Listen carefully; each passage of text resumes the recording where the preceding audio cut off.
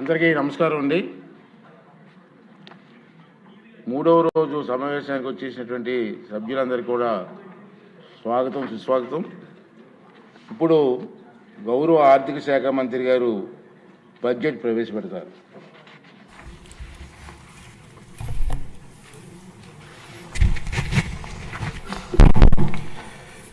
గౌరవనీయులైన అధ్యక్ష, గౌరవ ముఖ్యమంత్రి వర్య, గౌరవ ఉప ముఖ్యమంత్రి వర్య మరియు గౌరవ సభ్యులారా, 2026-27 ఆర్థిక సంవత్సరానికి బడ్జెట్ ప్రతిపాదనలను ఈ గౌరవ సభ ఆమోదం కోసం ప్రవేశపెడుతున్నాను.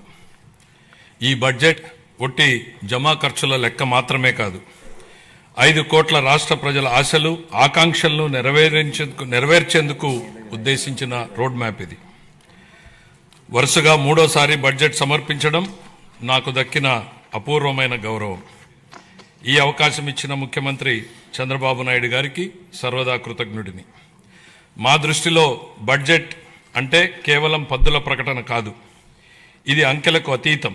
రాష్ట్ర అభివృద్ధి, ప్రజా సంక్షేమాల్ని జోడెద్దుల బండిలా పరుగులు పెట్టించాలన్న మా దృఢ సంకల్పాన్ని బలంగా చాటి చెప్పే ఒక ప్రకటన.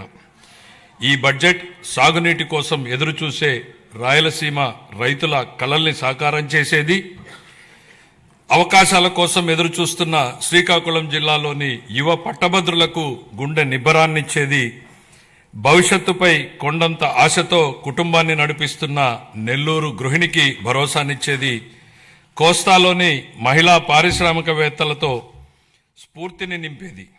దీనిలో ప్రతిపాదించే ప్రతి రూపాయి రాష్ట్ర ప్రజల ఆశలు, ఆకాంక్షలను సాకారం చేసేందుకు ఉద్దేశించింది. గత ప్రభుత్వ విధ్వంసకర పాలన చేసిన లోతైన గాయాలు, మిగిల్చిన చేదు అనుభవాలు మనం ఏం చేయకూడదో నిరంతరం గుర్తు చేస్తున్నాయి.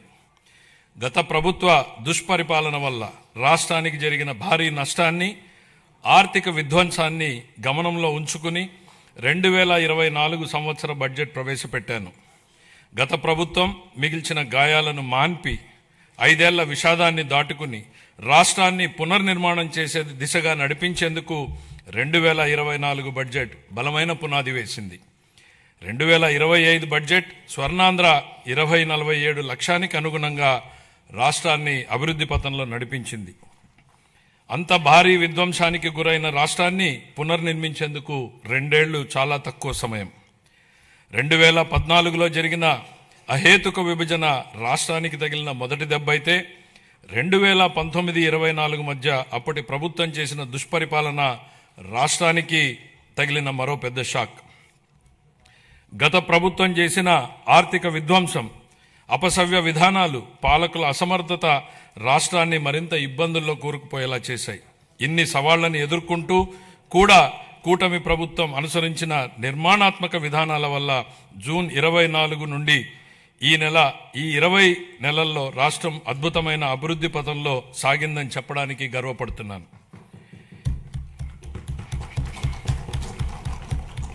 ఇప్పటి వరకు మనం ఏం సాధించాం, ఇప్పుడు ఎక్కడున్నాం, ఇంకా చేయాల్సిందేంటి అన్న అంశాల్ని కూలంకషంగా ముదింపు చేసుకుని ఈ బడ్జెట్ని రూపొందించాం. అటు ఉత్తరాంధ్ర నుంచి ఇటు రాయలసీమ వరకు ప్రజల జీవితాల్లో గొప్ప మార్పు తేవడం ఈ బడ్జెట్ ఉద్దేశం. మా లక్ష్యం కేవలం కాగితాలపై కనిపించే వృద్ధి లెక్కలు కానే కాదు, అభివృద్ధి సంక్షేమ ఫలాల్ని క్షేత్రస్థాయిలో ప్రజలకు అందేలా చేసి వారి జీవితాల్లో వెలుగులు చూడాలన్నదే మా తపన. విధ్వంసం నుంచి వికాసం దాకా 24 జూన్ నుండి ఇప్పటిదాకా సాగిన అభివృద్ధి ప్రయాణం నిజంగా అద్భుతం. 24-25లో అధికారంలోకి వచ్చిన మొదటి సంవత్సరంలోనే ఆర్థిక వ్యవస్థను మళ్లీ గాడిలో పెట్టాం. 19-24 మధ్య 10.3% పడిపోయిన ఆర్థిక వృద్ధి రేటుని 24-25లో 11.75% పెంచాం. 25-26లో ఎదురైన అనేక భౌగోళిక ఆర్థిక అనిశ్చితులను సృష్టించిన ప్రతికూల ప్రభావాల వల్ల ప్రపంచ ఆర్థిక వ్యవస్థ ఆటుపోట్లను ఎదుర్కొంది. కానీ భారత్ మాత్రం స్థిరంగా నిలబడింది. జమ్మూ కాశ్మీర్లో అమాయకులైన పర్యాటకుల్ని పొట్టన పెట్టుకున్న ఉగ్రవాద మూకలకు ఆపరేషన్ సింధూర్ పేరుతో భారత ప్రభుత్వం గట్టి జవాబునిచ్చింది. ఉగ్రవాదం, భౌగోళిక రాజకీయ అనిశ్చితులు, సుంకాల యుద్ధంతో తలెత్తిన ఉద్రిక్తతలకు భారత్ చలించదని, ప్రధాని నరేంద్ర మోడీ నాయకత్వం ప్రపంచానికి బలమైన సందేశం ఇచ్చింది. భారతదేశానికి ఆయన నాయకత్వం భారత్ను శక్తివంతంగా తీర్చిదిద్దింది, ఆత్మవిశ్వాసంతో తలెత్తుకునేలా చేసింది. ఆయన ఈరోజు భారత ప్రపంచ వేదికపై సగర్వంగా తలెత్తుకునేలా చేశారు. కాబట్టే భారత్ కి బులంద్ పెహచాన్ హై మోడీ అని యావత్ జాతి మొత్తం మోడీ నాయకత్వాన్ని అండగా నిలబడింది. భారత్ ఎట్టి పరిస్థితుల్లోనూ ప్రజల ప్రయోజనాల విషయంలో రాజీ పడబోదని ప్రపంచానికి అర్థమైంది. ప్రపంచంలో అనేక అస్థిర పరిస్థితులు ఉన్నప్పటికీ ప్రధాని నరేంద్ర మోడీ గారి నాయకత్వంలో భారత్ 8% వృద్ధి రేటును సాధించి సత్తా చాటింది. భారతదేశంతో పాటు ఆంధ్రప్రదేశ్ కూడా ప్రపంచ వేదికపై వెలుగు లీనుతోంది. విశాఖపట్నంలో ఏఐ డేటా సెంటర్ ఏర్పాటు చేయాలన్న గ్లోబల్ ఐటీ దిగ్గజం గూగుల్ నిర్ణయం ఒక్కసారి ప్రపంచ దేశాలన్నీ ఆంధ్రప్రదేశ్ వైపు తలెత్తి చూసేలా చేశాయి. దాన్ని బాహుబలి ఒప్పందంగా పేర్కొనవచ్చు. ప్రపంచ పెట్టుబడులకు గమ్యస్థానం ఆంధ్రప్రదేశ్ అని ఆ ఒప్పందం రుజువు చేసింది. గౌరవ ముఖ్యమంత్రి చంద్రబాబు నాయుడు గారి సమర్థ నాయకత్వం, మరి యువ నాయకుడు గౌరవ మంత్రివర్యులు శ్రీ నారా లోకేష్ గారి విశేష కృషి వలన ఇది సాధ్యమైంది. ఇంతేకాదు, రాష్ట్రంలో పెట్టుబడులు వస్తున్నాయి, ప్రభుత్వంపై నమ్మకం పెరిగింది అంటే అది గౌరవ ముఖ్యమంత్రి గారి దార్శనికత పాలన మరియు గౌరవ ఉప ముఖ్యమంత్రి శ్రీ పవన్ కళ్యాణ్ గారి విశ్వసనీయ భాగస్వామ్యం వల్లనే సాధ్యమైంది. ఈ మార్పుకి సారథులు మన రాష్ట్ర ప్రజలేనని మేము బలంగా నమ్ముతున్నాం. 2024 జూన్లో రాష్ట్ర ప్రజలు ఎన్డీఏకి కనీ విని ఎరుగని రీతిలో ఘన విజయం కట్టబెట్టినప్పుడే ఈ మార్పు మొదలైంది. ప్రజలు మాకు వేసిన ప్రతి ఓటు వెనుక వారి ఉద్దేశం బలంగా స్పష్టమైంది. ప్రజలు వారితో పాటు వారి పిల్లలకు సురక్షితమైన బంగారు భవిష్యత్తు కోసమే ఎన్డీఏని అధికారంలోకి తెచ్చారు. గత ప్రభుత్వం పారిశ్రామికవేత్తల్ని, పెట్టుబడిదారుల్ని రాష్ట్రం నుంచి తరిమేసింది. 2019-24 మధ్య అప్పటి పాలకుల నుంచి ఎదురైన చేదు అనుభవాలతో పెట్టుబడిదారులు రాష్ట్రానికి రావాలంటేనే భయపడిపోయారు. పెట్టుబడులు రాకపోవడం, ఉన్న పరిశ్రమలనే మూసివేయడంతో నిరుద్యోగం తాండవించింది. కూటమి అధికారంలోకి వచ్చాక ఈ 20 నెలల్లో పరిస్థితులు పూర్తిగా మారాయి. పెట్టుబడిదారులకు దేశంలో అత్యంత అనుకూలమైన పరిస్థితులు ఇప్పుడు మన రాష్ట్రంలో ఉన్నాయి. దేశ జనాభాలో కేవలం 4.2% వాటా మాత్రమే ఉన్నప్పటికీ ఆంధ్రప్రదేశ్ ఇప్పుడు పెట్టుబడుల్ని ఆకర్షించడంలో మిగతా రాష్ట్రాలని వెనక్కు నెట్టింది. పెట్టుబడిదారులకు అత్యంత స్నేహపాత్రమైన రాష్ట్రంగా నిలిచింది. బ్యాంక్ ఆఫ్ బరోడా నివేదిక ప్రకారం 2025-26 ఆర్థిక సంవత్సరంలో ప్రతిపాదిత పెట్టుబడుల్లో 25% ఆంధ్రప్రదేశ్కు రావడమే దీనికి నిదర్శనం. బ్రాండ్ చంద్రబాబు వల్లనే ఇది సాధ్యమైంది. ఇప్పటి వరకు మనం ఈజ్ ఆఫ్ డూయింగ్ బిజినెస్ గురించి మాట్లాడే వాళ్ళం, ఇప్పుడు గేరు మార్చాం. స్పీడ్ ఆఫ్ డూయింగ్ బిజినెస్ ఇప్పుడు మన విధానం. గౌరవ ముఖ్యమంత్రి చంద్రబాబు నాయుడు గారి సమర్థ నాయకత్వం, దార్శనికత, ప్రభుత్వ సుస్థిర విధానాలు రాష్ట్రాన్ని విజన్ స్వర్ణాంధ్ర 2047 లక్ష్యం దిశగా వేగంగా నడిపిస్తున్నాయి. ఆంధ్రప్రదేశ్ భవిష్యత్తుని స్వర్ణమయం చేసే మహాక్రతువులో గౌరవ ముఖ్యమంత్రి గారి చారిత్రాత్మక పాత్ర పోషిస్తున్నారు. తాను నాటిన చెట్ల నీడలో తానెప్పటికీ కూర్చోలేనని తెలిసినా భావి తరాల కోసం చెట్లు నాటే వ్యక్తే జీవితం యొక్క నిజమైన విలువలను అర్థం చేసుకున్నాడు అన్న విశ్వకవి గురుదేవులు శ్రీ రవీంద్రనాథ్ ఠాగూర్ గారి మాటల్ని ఇక్కడ నేను ఉటంకిస్తున్నాను. గౌరవ ముఖ్యమంత్రి ఈ భావనకు అసలైన ప్రతిరూపం. ఆయన కేవలం దూరదృష్టి గల నాయకుడు మాత్రమే కాదు, దాన్ని సాకారం చేయగల దక్షత కలిగినటువంటి నాయకుడు. తన దార్శనికతతో అమలు చేస్తున్న విధానాలు భావితరాలకు మేలు చేస్తాయన్న దృఢ విశ్వాసంతో వాటి సాధనకు అహర్నిశలు నిస్వార్థంగా కృషి చేస్తున్న గొప్ప నాయకుడు. సమాజ క్షేమం కోసం 365 రోజులు అవిశ్రాంతంగా ఒక తపస్సులాగా పనిచేస్తున్నారు. 1990వ దశకంలో ఆయన ఇన్ఫర్మేషన్ టెక్నాలజీ గురించి మాట్లాడినప్పుడు, దార్శనికతను అమల్లో పెట్టినప్పుడు దాని ఫలితం ఎలా ఉంటుందో చాలా మందికి అర్థం కాలేదు. కానీ అప్పటి యువత దాంతో ప్రయోజనం పొంది జీవితంలో పురోగమించడమే కాకుండా ప్రపంచవ్యాప్తంగా అవకాశాలని అందిపుచ్చుకుని సత్తా చాటారు. అప్పుడు ఆయన అమలు చేసిన సంస్కరణలు, తీసుకున్న విప్లవాత్మక నిర్ణయాలతో వెలిగించిన దీపం లక్షలాది జీవితాల్లో వెలుగు నింపింది. నేడు ఆయన విజయగాథను ఆయనే పునరావృతం చేస్తున్నారు. కానీ ఇప్పుడు మరింత గొప్ప దూరదృష్టితో, మరింత సమున్నత లక్ష్యంతో కొత్త చరిత్రను లిఖించబోతున్నారు. భవిష్యత్తును అంచనా వేసేందుకు ఉత్తమ మార్గం దాన్ని సృష్టించడమే అన్న సూక్తిని బలంగా నమ్మే వ్యక్తి ముఖ్యమంత్రి గారు. Deep tech, AI, quantum computing వంటి ఆధునిక టెక్నాలజీలు ప్రతి కుటుంబం నుంచి ఒక ఎంటర్ప్రెన్యూర్ వంటి విధానాలు కేంద్రంగా ఆయన ఇప్పుడు రాష్ట్రాన్ని సరికొత్త శకంలోకి నడిపిస్తున్నారు. ఆయన మార్గదర్శకత్వంలో ఏపీ వెల్త్ ఫండ్ను ప్రారంభించబోతున్నాం. రాబోయే రోజుల్లో అది Norway, UAE sovereign wealth funds లా విస్తృతమై మొత్తం రాష్ట్రాన్నే నడిపించడానికి సరిపోవచ్చు. నాతో సహా ఈనాటి సమాజానికి ఈ టెక్నాలజీల ప్రాముఖ్యత అర్థం కాకపోవచ్చు. కానీ ఆయన ఐటీ రంగంలో చూపిన చొరవ వల్ల 1990లో నాటి యువతరం లబ్ధి పొందినట్టే ఈనాటి యువత కూడా ఏఐ, డీప్ టెక్, క్వాంటమ్ టెక్నాలజీతో భవిష్యత్తు ఖచ్చితంగా లబ్ధి పొందుతుంది. ఆర్థిక వనరుల పరంగా మనం ఇప్పటికీ సంక్షోభం నుంచి పూర్తిగా బయటపడలేదు. పరిస్థితులు అంత సానుకూలంగా లేవు. గత ప్రభుత్వం మిగిల్చిన ఆర్థిక అస్తవ్యస్త పరిస్థితుల్ని అధిగమించే క్రమంలో ఇప్పటికీ అనేక సవాళ్లను ఎదుర్కొంటున్నాం. కానీ రాష్ట్ర అభివృద్ధి, సంక్షేమానికి సంబంధించి మా లక్ష్యాల్లో మార్పు లేదు. మా సంకల్పం చెక్కు చెదరలేదు. మా ప్రయాణాన్ని స్థిరంగా కొనసాగించేందుకు ప్రధాని నరేంద్ర మోడీ నుంచి అమూల్యమైన మద్దతు, సహకారం లభిస్తున్నాయి.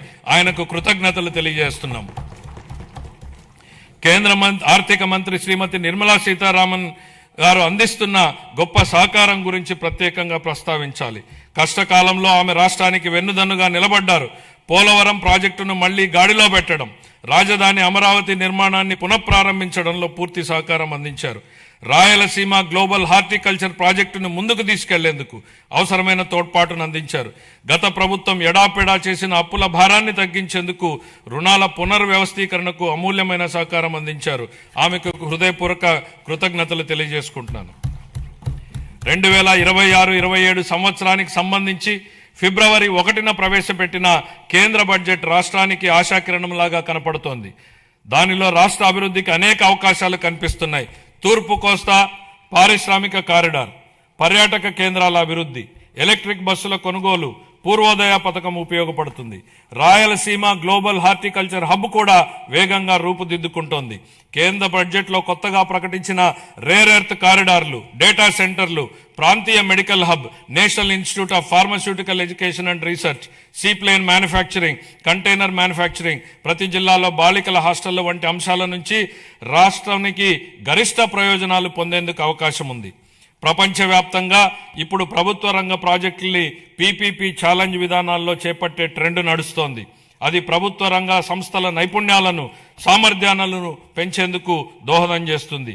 పీపీపీ విధానంలో ప్రైవేటు రంగానికి ఉన్న అనుభవంతో ప్రభుత్వ ప్రాజెక్టుల్ని మరింత మెరుగ్గా అమలు చేయగలం. ప్రాజెక్టు వ్యయాన్ని నిర్ణయించడంలో పారదర్శకతకు, పోటీతత్వాన్ని పెంచేందుకు ఛాలెంజ్ విధానం దోహదం చేస్తుంది. కేంద్ర ప్రభుత్వం బడ్జెట్లో చాలా ప్రాజెక్టుల్ని ఛాలెంజ్ విధానంలో ప్రకటించడంతో ఆంధ్రప్రదేశ్కు కొత్త అవకాశాలకు ద్వారాలు తెరిచినట్టయింది. ఛాలెంజ్ మోడల్లో ప్రాజెక్టులు చేపట్టేందుకు రాష్ట్రం పూర్తి సంసిద్ధంగా ఉంది. ఇతర రాష్ట్రాలతో పోటీపడి chemical park, mega textile park, city economic reasons, university township వంటి ప్రాజెక్టుల్ని సాధించుకోగలమన్న విశ్వాసం మాకుంది. సిటీ ఎకనామిక్ రీజన్స్ ప్రాజెక్టులో పోటీ పడేందుకు విశాఖపట్నం ఎకనామిక్ రీజన్ ప్లాన్ను ఇప్పటికే సిద్ధం చేశాం. విజన్ స్వర్ణాంధ్ర 2047 అమలుకి, ప్రాంతీయ ఆకాంక్షల్ని నెరవేర్చేందుకు, సమ్మిళిత అభివృద్ధి సాధించేందుకు మా ప్రభుత్వ ప్రాంతీయ అభివృద్ధి విధానాన్ని అవలంబిస్తోంది. విశాఖపట్నం, అమరావతి, తిరుపతి రీజన్లను రాష్ట్రానికి కీలకమైన గ్రోత్ ఇంజన్లుగా గుర్తించింది. నీతి ఆయోగ్తో కలిసి Visakhapatnam economic reason economic master plan ని తయారు చేశాం.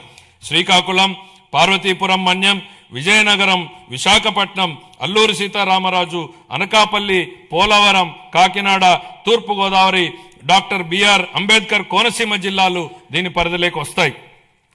దీనిలో మొత్తం 7 గ్రోత్ డ్రైవర్లు ఉన్నాయి. మ్యానుఫ్యాక్చరింగ్, సర్వీసెస్, మౌలిక వసతులు, పట్టణీకరణ, వ్యవసాయ రంగాల్లో 41 హై ఇంపాక్ట్ ప్రాజెక్టులు ఏర్పాటైతాయి. వాటికి అవసరమైన నిధుల్ని కేంద్ర ప్రభుత్వం, ప్రైవేటు రంగాల నుంచి సమకూర్చుకుంటాం. మెట్రో రైలు ప్రాజెక్టులతో సహా ఈ విశాఖ ఎకనామిక్ రీజన్ కి సంబంధించి సుమారు 28,000 కోట్ల రూపాయలతో ప్రాజెక్టులు ప్రతిపాదనలు సమర్పిస్తున్నాం. విశాఖ ఎకనామిక్ రీజన్ తరహాలోనే ఎన్టీఆర్, కృష్ణా, ఏలూరు, గుంటూరు, పశ్చిమ గోదావరి, ప్రకాశం, పల్నాడు, బాపట్ల, మార్కాపురం జిల్లాలతో అమరావతి ఎకనామిక్ రీజన్ ని అభివృద్ధి చేస్తాం. ఈ ప్రాంత సమగ్ర అభివృద్ధికి దోహదం చేసే వనరులు, గ్రోత్ ఇంజన్లు, బలాల్ని గుర్తించేందుకు శాస్త్రీయ పద్ధతుల్లో సామాజిక ఆర్థిక అధ్యయనం నిర్వహిస్తాం. సూక్ష్మ సేద్యం ప్రాధాన్యతను గుర్తించి 1990లోనే ఆ కాన్సెప్ట్ ని తీసుకొచ్చినటువంటి మొదటి ముఖ్యమంత్రి గౌరవ చంద్రబాబు నాయుడు గారు. ఇప్పుడు ఆయన రాయలసీమ రీజన్ ను గ్లోబల్ హార్టికల్చర్ హబ్ గా మార్చి అక్కడ రైతుల జీవితాల్లో సమూల మార్పులు తెచ్చేందుకు కంకణం కట్టుకున్నారు. రాయలసీమ ఇంటిగ్రేటెడ్ డెవలప్మెంట్ ప్లాన్ సిద్ధం చేయించారు. అందులో భాగంగా 2030 నాటికి ఉద్యాన పంటల విస్తీర్ణాన్ని 8.41 లక్షల హెక్టార్ల నుండి 14.41 లక్షల హెక్టార్లకు పెంచబోతున్నాం. సాగునీరు, సూక్ష్మ సేద్యం ప్రాజెక్టుల ద్వారా నీటి ఎద్దడి అన్నదే లేకుండా చేస్తాం. ప్రపంచ మార్కెట్లతో అనుసంధానానికి రోడ్స్ కనెక్టివిటీ పెంచుతాం. అనంతపురము, అన్నమయ్య, చిత్తూరు, కర్నూలు, నంద్యాల, ప్రకాశం, మార్కాపురం, సత్యసాయి, తిరుపతి, వైఎస్ఆర్ కడప జిల్లాల్లోని 303 మండలాల పరిధిలో 200 పైగా హార్టికల్చర్ క్లస్టర్లని ఏర్పాటు చేయడం జరుగుతుంది. ఇందులో product perfection, forward and backward integration, మొత్తం వాల్యూ చైన్ లో ప్రపంచవ్యాప్తంగా ఉన్న అత్యుత్తమ విధానాల్ని అమలు చేయడం వంటి ప్రణాళికలో భాగం. ఈ ప్రాజెక్టు వల్ల ఉత్పాదకత గణనీయంగా పెరుగుతుంది. ఉద్యాన ఉత్పత్తులకు మంచి ధర లభిస్తుంది. లక్షల మంది రైతులకు లబ్ధి చేకూరుతుంది. వ్యవసాయేతర రంగాల్లో ప్రత్యక్షంగా 9 లక్షల ఉద్యోగాలు లభిస్తాయి. రాయలసీమపై వెనుకబడిన ప్రాంతం అన్న ముద్ర తొలగిపోతుంది. రాయలసీమ పేరు చెప్తే మిగులు అన్న మాట తప్ప కొరత అన్న మాట వినపడదు. ఈ ప్రాజెక్టుకు సంబంధించి 30,000 కోట్ల రూపాయలతో ప్రతిపాదనల్ని సమర్పిస్తున్నాం. అప్పుల గురించి మాట్లాడుతున్న ప్రతిపక్ష మిత్రులకి ఒక విషయం గుర్తు చేయదలుచుకుంటున్నాను. మాకు 9,74 లక్షల కోట్ల రూపాయలని అప్పు మిగిల్చి వెళ్ళింది మీ ప్రభుత్వమే. మీరు చేసినటువంటి అప్పులు తీర్చడానికి మేము మళ్ళీ అప్పులు చేయాల్సినటువంటి పరిస్థితి తలెత్తింది. కానీ ఈరోజు మేము అప్పుగా తెస్తున్న ప్రతి రూపాయి ఉత్పాదకత వ్యయంలోకే వెళ్తోంది. అది రైతులు, మహిళలు, విద్యార్థులు, వృద్ధుల చేతుల్లోకి వెళ్తోంది. గత ప్రభుత్వ నిర్వాకాల వల్ల సకాలంలో జీతాలు కూడా ఇవ్వలేని దుస్థితి నుండి ఇప్పుడు మా ప్రభుత్వం సమర్థ పాలనా విధానాలతో ఆర్థిక సుస్థిరత దిశగా అడుగులు వేస్తోంది. ఖర్చులు తగ్గించుకొని, వనరులు పెంచుకొని ఆర్థిక స్థిరత్వం దిశగా ప్రయాణం చేస్తోంది. సంక్షోభంలో ఉన్న రాష్ట్రాన్ని ఆకాంక్షల సాకారం దిశగా నడిపిస్తున్నాం. మా అభివృద్ధి వ్యూహంలో అత్యంత కీలకమైనటువంటిది సాగునీటి రంగానికి బడ్జెట్ అధిక ప్రాధాన్యతనిస్తోంది. మనం నిల్వ చేసే ప్రతి నీటి బొట్టు, పునరుద్ధరించే ప్రతి కాలువ, సాగునీరు అందించే ప్రతి ఎకరం ప్రజల జీవితాల్ని మారుస్తాయని బలంగా విశ్వసించే ప్రభుత్వం మాది.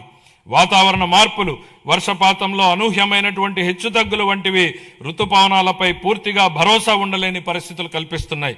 అందుకే నీటి నిల్వ, సమర్థ పంపిణీపై ఎక్కువ దృష్టి పెట్టాం.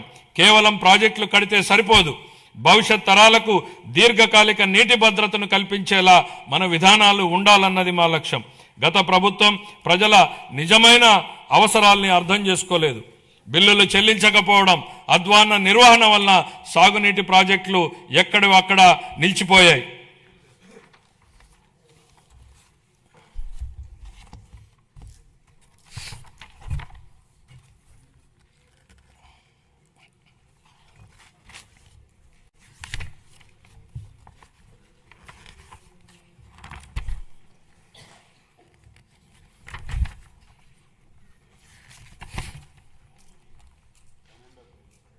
అంటే ప్రింట్ మారింది, కాపీ సడన్గా అందులో ఫిగర్స్ వచ్చింది.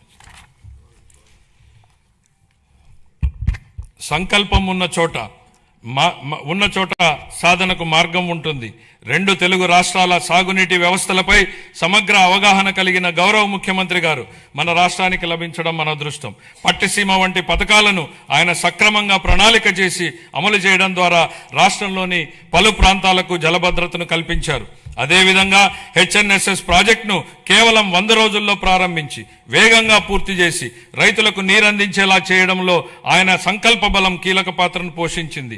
హంద్రీనీవా ద్వారా తొలిసారిగా 45 టీఎంసీల కృష్ణా జలాలను విజయవంతంగా ఎత్తిపోతల చేసి రాయలసీమలో నీటి లభ్యతను గణనీయంగా మెరుగుపరిచాం. పోలవరం ప్రాజెక్టు విషయంలో పెండింగ్ ఉన్న 5,000 కోట్ల రూపాయల బిల్లుల్ని చెల్లించి పనులను వేగవంతం చేశాం. డయాఫ్రామ్ గోడ నిర్మాణం ఇప్పటికే 91% పూర్తయింది. మొత్తం ప్రాజెక్టు పురోగతి 60% దాటింది. వెలుగొండ ప్రాజెక్టు బీఆర్ఆర్ వంశధార దశ 2, అలాగే వంశధార నాగావళి మరియు నాగావళి చంపావతి నదుల అనుసంధాన పనుల్లో సమాంతరంగా గణనీయమైనటువంటి పురోగతి సాధించబడింది. అదే సమయంలో రాష్ట్ర వ్యాప్తంగా విస్తృత స్థాయిలో చేపట్టిన ఆపరేషన్ అండ్ మెయింటెనెన్స్ ఎస్డిఎంఎఫ్ మరియు ఎఫ్డిఆర్ పనులు సాగునీటి వ్యవస్థలను స్థిరీకరిస్తున్నాయి. 5 ఏళ్ల విరామం అనంతరం మొత్తం 6,047 నీటి వినియోగదారుల సంఘాలను ప్రజాస్వామ్య పద్ధతిలో పునరుద్ధరించడం ద్వారా సాగునీటి నిర్వహణలో రైతుల భాగస్వామ్యానికి మళ్లీ బలోపేతం చేశాం. ఇక ముందు బీఆర్ఆర్ వంశధార 2, హంద్రీనీవా, పూల సుబ్బయ్య, వెలుగొండ మరియు పోలవరం ప్రాజెక్టులను పూర్తి చేయడానికి మా ప్రభుత్వం కట్టుబడి ఉంది. రాయలసీమను శాశ్వతంగా కరువు రహిత ప్రాంతంగా మార్చడానికి పోలవరం నల్లమల సాగర్ అనుసంధానంపై మేము చురుగ్గా దృష్టి సారించాం. రాయలసీమను గ్లోబల్ హార్టికల్చర్ హబ్గా తీర్చిదిద్దే ప్రణాళికలో సాగునీటి సరఫరా కూడా ఒక కీలకమైనటువంటి భాగం. 2026-27 ఆర్థిక సంవత్సరానికి గాను జలవనరుల శాఖకు 18,224 కోట్ల రూపాయల కేటాయింపును ప్రతిపాదిస్తున్నాను. వ్యవసాయం, పశు సంవర్ధక, ఉద్యానవనం, మత్స్య సహకార రంగాలు. వ్యవసాయం గాడి తప్పితే మిగతా ఏ రంగానికి సక్రమంగా నడిచే అవకాశం ఉండదు అన్న ఎంఎస్ స్వామినాథన్ గారి సూక్తిని గుర్తు చేస్తున్నాను అధ్యక్ష. అన్నదాత రైతులే సమాజానికి మూల స్తంభాలు. వారు పండించే ఆహారమే ప్రతి కుటుంబానికి మూలాధారం. అందువల్ల రైతుల సంక్షేమమే మా ప్రభుత్వానికి అత్యున్నత ప్రాధాన్యం.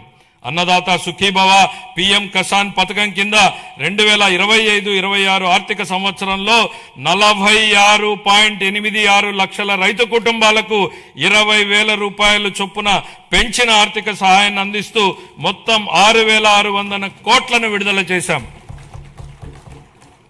కొత్తగా అమలు చేసిన జీఎస్టీ 2.0 సంస్కరణల ద్వారా వ్యవసాయం మరియు అనుబంధ రంగాలకు సంబంధించిన ఉత్పత్తులు, వ్యవసాయ పరికరాలు, ట్రాక్టర్లపై పన్నుల భారం గణనీయంగా తగ్గించబడింది. దీనివల్ల రైతులకు ప్రత్యక్షంగా లాభం చేకూరుతుంది. పశు సంపదకు పొంచి ఉన్న ఆరోగ్యపరమైనటువంటి ప్రమాదాలను తగ్గించే దిశగా పశు బీమా పథకం అమలుకు మేము నిరంతరం ప్రాధాన్యత ఇస్తున్నాం. పశు సేవలను మరింత బలోపేతం చేయడానికి కొత్త పశు వైద్య భవనాల నిర్మాణానికి 20 కోట్లను కేటాయిస్తూ మౌలిక వసతులను విస్తరిస్తున్నాం. అలాగే బడ్జెట్లో ప్రత్యేకంగా ప్రస్తావించకపోయినా మా సంకల్పం ఎంత స్పష్టమో చెప్పడానికి నిదర్శనం మత్స్యకార సేవలో పథకం అమలు.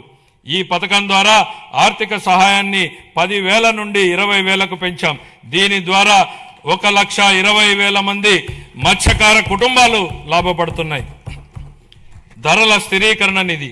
గత ప్రభుత్వం ధరల స్థిరీకరణ నిధికి భారీ కేటాయింపులు చేసినప్పటికీ వాటిని సమర్థవంతంగా వినియోగించలేదు. 2019-24 మధ్య కాలంలో ధరల స్థిరీకరణ నిధికి 7,500 కోట్లను బడ్జెట్లో కేటాయించినప్పటికీ 5 ఏళ్ల కాలంలో కేవలం 8,880 కోట్లను మాత్రమే కేవలం 880 కోట్లను మాత్రమే 5 ఏళ్లలో ఖర్చు చేశారు. అవసరమైన సందర్భాలలో ప్రభుత్వం ఎంత వేగంగా స్పందించాలనే దానికి మా ప్రభుత్వం ఉదాహరణగా నిలిచింది. ధరల స్థిరీకరణ నిధికి 300 కోట్లను మాత్రమే కేటాయించినప్పటికీ ఒక్క సంవత్సరంలోనే 1,200 కోట్లకు పైగా ఖర్చు చేసి రైతులకు ఉపశమనం కల్పించాం.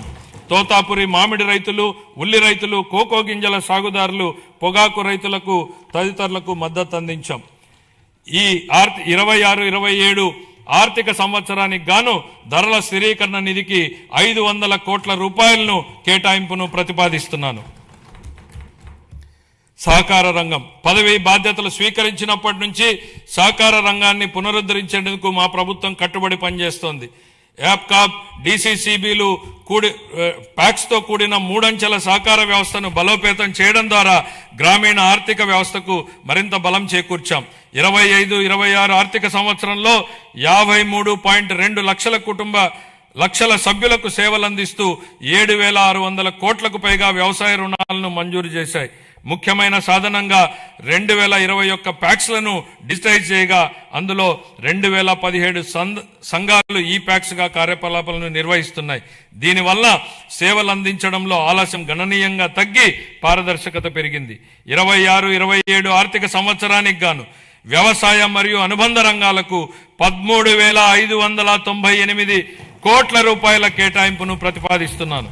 వ్యవసాయ బడ్జెట్ను సమర్పించే సందర్భంగా ఇందుకు సంబంధించినటువంటి వివరాలను మా సహచర మంత్రి గారు సభకు సమగ్రంగా తెలియజేస్తారు.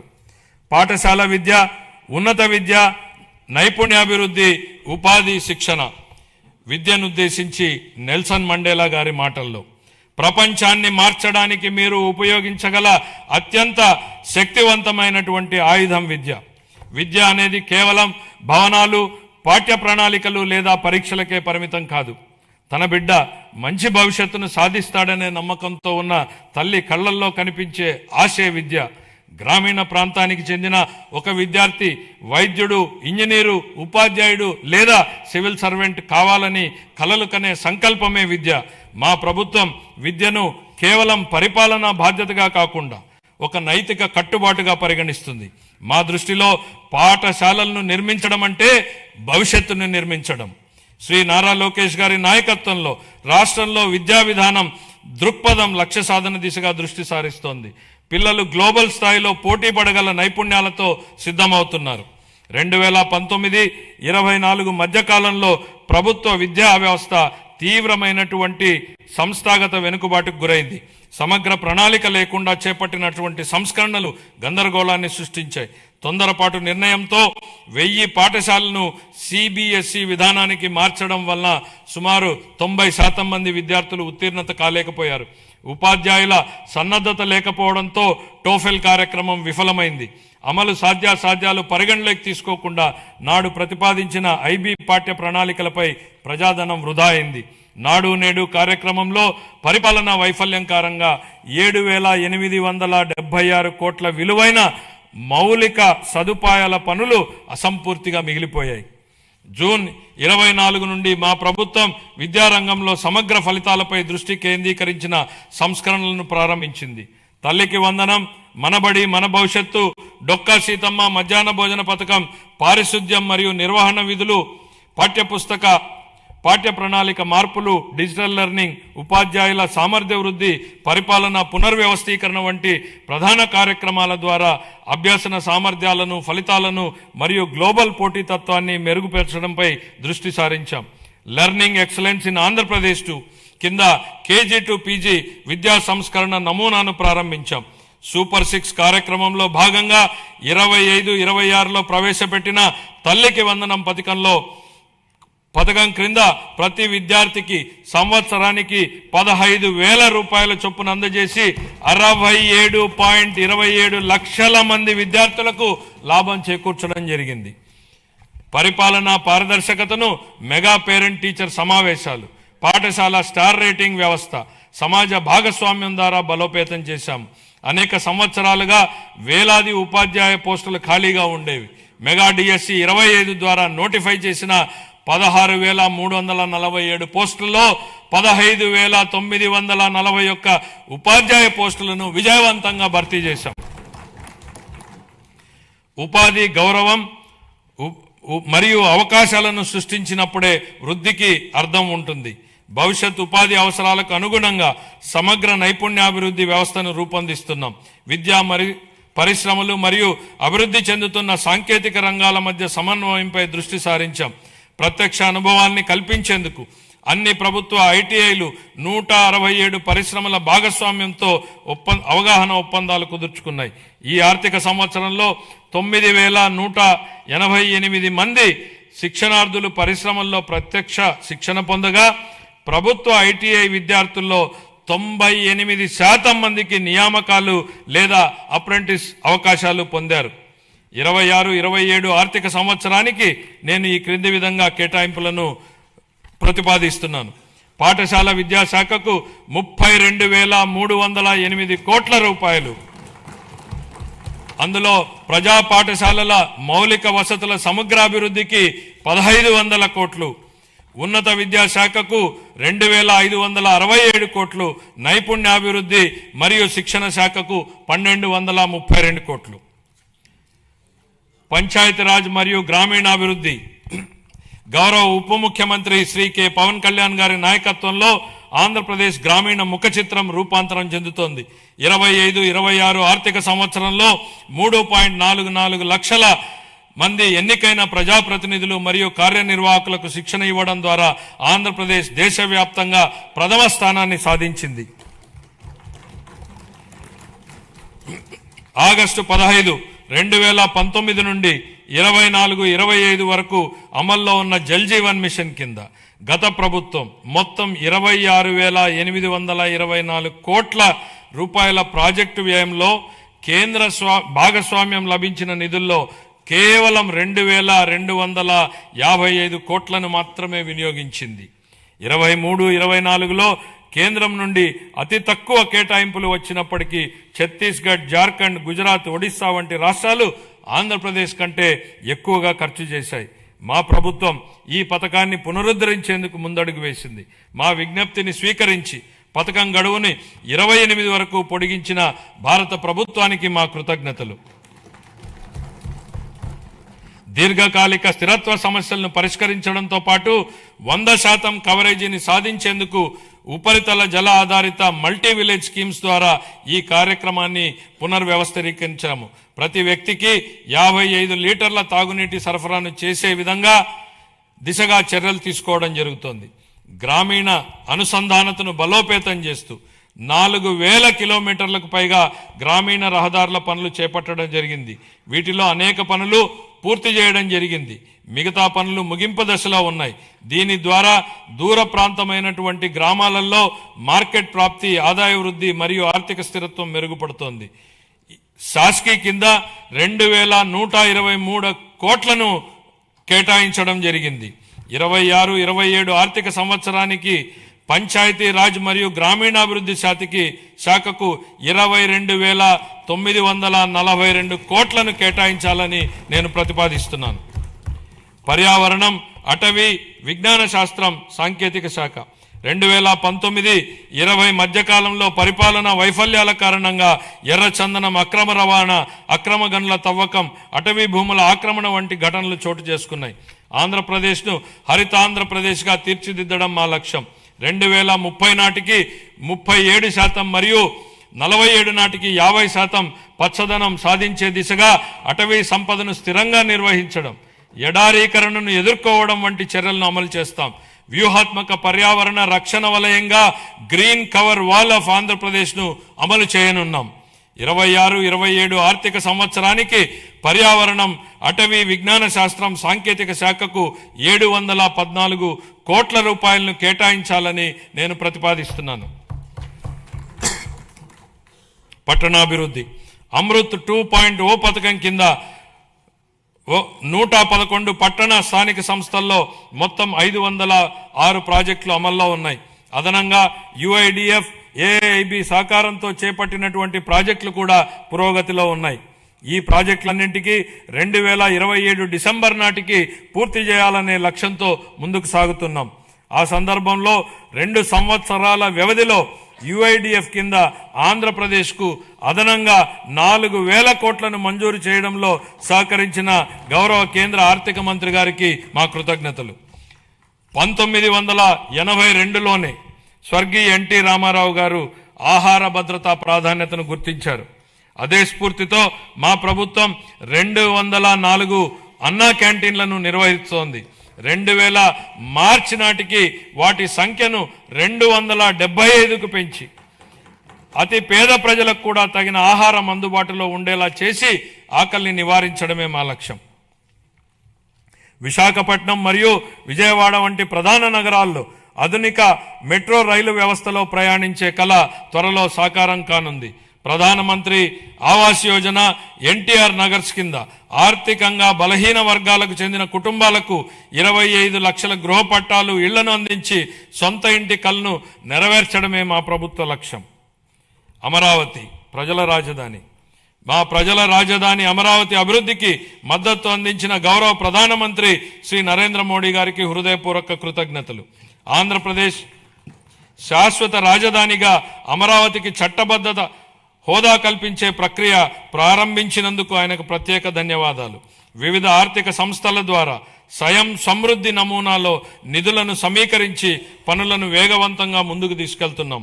57,868 కోట్ల విలువైన 97 పనులకు పరిపాలనా అనుమతులు జారీ చేశాం.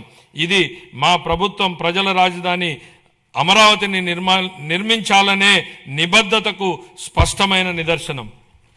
2026-27 ఆర్థిక సంవత్సరానికి మున్సిపల్ పరిపాలన మరియు పట్టణాభివృద్ధి శాఖకు 14,539 కోట్లను కేటాయించాలని నేను ప్రతిపాదిస్తున్నాను.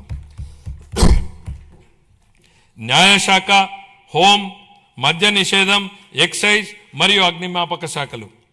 మంచివారు భయపడనప్పుడు చెడు శక్తులు బలహీనమవుతాయన్నటువంటి రొనాల్డ్ రీగన్ సూక్తిని గుర్తు చేస్తూ తీవ్ర వాతావరణ పరిస్థితుల్లోనూ, పండగల సమయంలోనూ, అత్యవసరాలు, విపత్తులు, ప్రజా కార్యక్రమాలలోనూ సమయంలోనూ వ్యక్తిగత అవసరాలను పక్కన పెట్టి రాత్రింబగళ్లు కర్తవ్యాన్ని నిర్వహించేదే మన పోలీసు దళమే.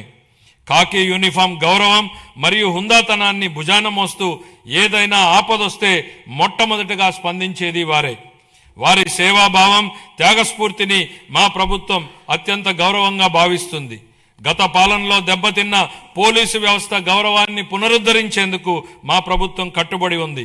గౌరవ ముఖ్యమంత్రి గారి హామీ మేరకు శాంతి భద్రతల యంత్రాంగాన్ని సమూలంగా మార్చడానికి ఈ క్రింది ఆధునీకరణ మరియు సంక్షేమ చర్యలు తీసుకుంటున్నాం. పోలీసు శాఖకు 3,000 కొత్త వాహనాలను త్వరలో అందించనున్నాం. డిజిటల్ అరెస్టులు, ఆన్లైన్ మోసాల వంటి ఆధునిక నేరాలను ఎదుర్కొనేందుకు ప్రతి జిల్లాలో ప్రత్యేక సైబర్ పోలీస్ స్టేషన్ను ఏర్పాటు చేస్తున్నాం. స్మార్ట్ పోలీసింగ్ ల్యాబ్ల స్థాపన, కృత్రిమ మేధస్సు ఆధారిత ప్రాజెక్టులు, ఆధునిక కమ్యూనికేషన్ భద్రతా పరికరాలు, సీసీటీవీ మరియు డ్రోన్ వినియోగంలో సాంకేతికంగా దృఢమైన పోలీసు వ్యవస్థని నిర్మిస్తున్నాం. కొత్త ఏపీ పోలీస్ అకాడమీ స్థాపన కోసం 94 ఎకరాలు కేటాయించాం. నిర్మాణ పనుల ప్రారంభానికి ఈ సంవత్సరంలో 15 కోట్ల రూపాయల కేటాయింపును ప్రతిపాదిస్తున్నాను. శ్రీకాకుళం, రాజమండ్రి, ప్రకాశం, చిత్తూరు జిల్లాల్లో 4 కొత్త ఇండియా రిజర్వ్ ఏపీఎస్పీ బెటాలియన్లను ప్రారంభించి 3,920 పోస్టులను మంజూరు చేశాం. పౌర పోలీసు నిష్పత్తిని మెరుగుపరిచేందుకు 5,757 స్టైఫండరీ కేడెట్ ట్రైనీ కానిస్టేబుళ్లను నియమించాం. శిక్షణ సమయంలో వారికి ఆర్థిక మద్దతుగా నెలవారీ భత్యాన్ని 4,500 నుండి 12,000 వరకు 3 రెట్లు పెంచినట్లు గౌరవ ముఖ్యమంత్రి గారు ప్రకటించారు. అమలు చేయడం జరుగుతోంది. పోలీసు సిబ్బందికి బకాయి ఉన్న టీఏడీఏలు, సెలవు సంబంధిత బకాయిలు, వైద్య రీయింబర్స్మెంట్లు తదితర చెల్లింపుల కోసం దాదాపు 500 కోట్లను విడుదల చేశాం. పోలీస్ కానిస్టేబుల్ నుంచి డీజీపీ వరకు 20 లక్షల నుండి 45 లక్షల వరకు ఉచిత బీమా కవరేజీ కల్పించే గ్రూప్ పర్సనల్ యాక్సిడెంట్ ఇన్సూరెన్స్ పథకాన్ని పునరుద్ధరించాం. గత 5 ఏళ్లలో విస్తరించిన గంజాయి సమస్యను ప్రత్యేక విభాగం ఈగల్ ద్వారా మరియు డ్రోన్ల వినియోగంతో కట్టడి చేస్తున్నాం. మహిళల భద్రత కోసం శక్తి యాప్ను ప్రారంభించాం. దీని ద్వారా 7 నిమిషాల్లో స్పందన లభిస్తుంది మరియు వేధింపులకు పాల్పడే వారిపై కఠిన చర్యలు తీసుకుంటాం. జిల్లా న్యాయ వ్యవస్థ కోసం కోర్టు భవనాలు మరియు నివాస గృహాల నిర్మాణాన్ని విస్తృతంగా చేపట్టాం. న్యాయ వ్యవస్థకు 349 కోట్ల విలువైన పనులను మంజూరు చేశాం. 26-27 తొలి దశలో 100 కొత్త కోట్లను ఆమోదించాం. పునర్వ్యవస్థీకరించిన ఎక్సైజ్ విధానంతో మద్యం రంగంలో లీకేజీలను పూర్తిగా నివారించాం. అవినీతి లేకుండా ఆదాయం రాష్ట్ర ఖజానాకు సక్రమంగా చేరుతోంది. అగ్నిమాపక సేవల ఆధునీకరణలో భాగంగా 17 కొత్త అగ్నిమాపక కేంద్రాలను స్థాపిస్తున్నాం. స్పందన సమయాన్ని తగ్గించేందుకు అత్యాధునిక శోధన మరియు రక్షణ పరికరాలతో కూడిన అగ్నిమాపక వాహనాలను కొనుగోలు చేస్తాం. రాష్ట్ర శిక్షణ కేంద్రాన్ని మౌలిక సదుపాయాల అభివృద్ధి ద్వారా బలోపేతం చేస్తాం. 26-27 ఆర్థిక సంవత్సరానికి హోంశాఖకు 9,165 కోట్లను కేటాయించాలని నేను ప్రతిపాదిస్తున్నాను. అదేవిధంగా మద్య నిషేధం మరియు ఎక్సైజ్ శాఖకు 500 కోట్లను కేటాయించాలని ప్రతిపాదిస్తున్నాను. మరియు మా ప్రభుత్వం తీసుకున్న ముఖ్యమైన చర్యలను ఈ సందర్భంగా ప్రస్తావించదలిచాను. ఆర్థిక శాఖ తీసుకున్న చర్యలు: రాష్ట్ర ఆర్థిక వ్యవస్థను జాగ్రత్తగా నిర్వహిస్తూ ఆర్థిక క్రమశిక్షణను పాటిస్తున్నామని ఈ క్రింది చర్యలు స్పష్టంగా చూపిస్తున్నాయి.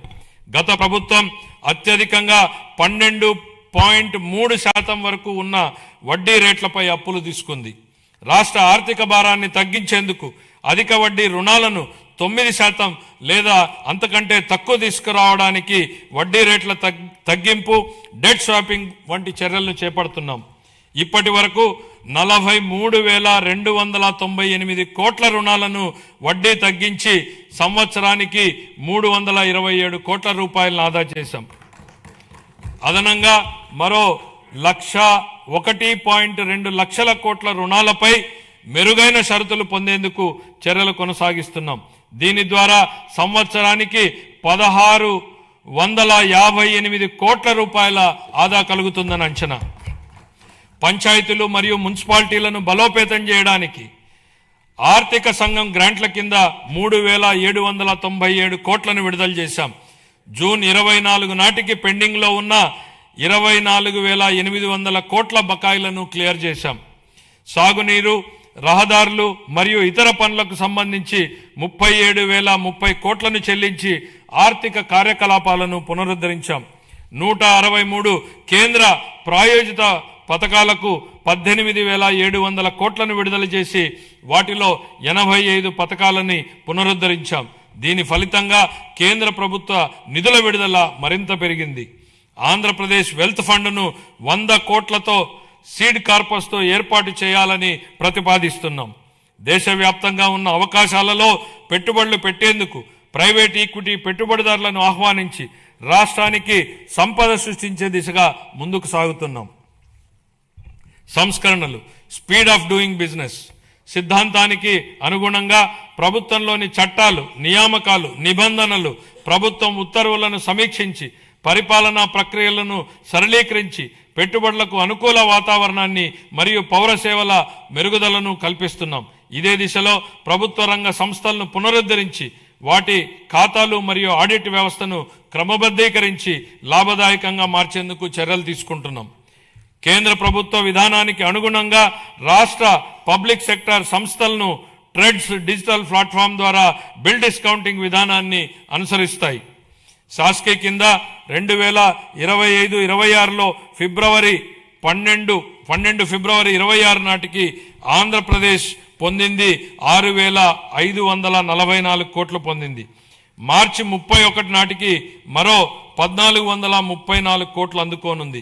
ఇది 23-24లో పొందిన 4,090 కోట్లతో పోలిస్తే దాదాపు రెట్టింపు.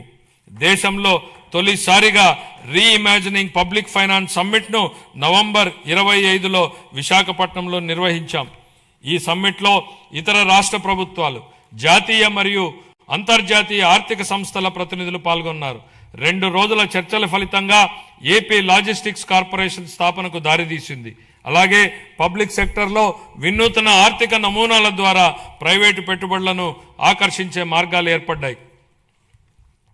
భవిష్యత్ విధానాలు: జూన్ 24 నుండి రాష్ట్రాన్ని ప్రపంచ స్థాయి పోటీతత్వంతో ముందుకు తీసుకెళ్లేందుకు 26 పునర్వ్యవస్థీకరించిన పాలసీలను ప్రవేశపెట్టాం.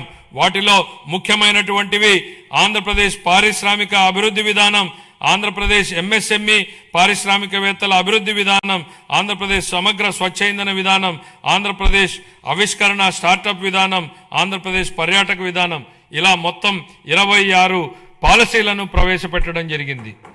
ఈ విధానాలు ఆంధ్రప్రదేశ్ను పెట్టుబడులకు అనుకూలమైన, స్థిరమైన మరియు సమగ్ర అభివృద్ధిని సాధించే రాష్ట్రంగా తీర్చిదిద్దే దిశగా ముందుకు వెళ్తాయి. పరిశ్రమలు, మౌలిక సదుపాయాలు, పెట్టుబడులు, సమాచార సాంకేతికం, ఎలక్ట్రానిక్ కమ్యూనికేషన్, ఆవిష్కరణలు మరియు భవిష్యత్ సంసిద్ధత. నేడు కృషి చేసిన వారిదే రేపటి భవిష్యత్తు అన్నటువంటి సూక్తిని గుర్తు చేస్తూ నేటి పెట్టుబడే రేపటి ఉపాధి అని మేము విశ్వసిస్తున్నాం.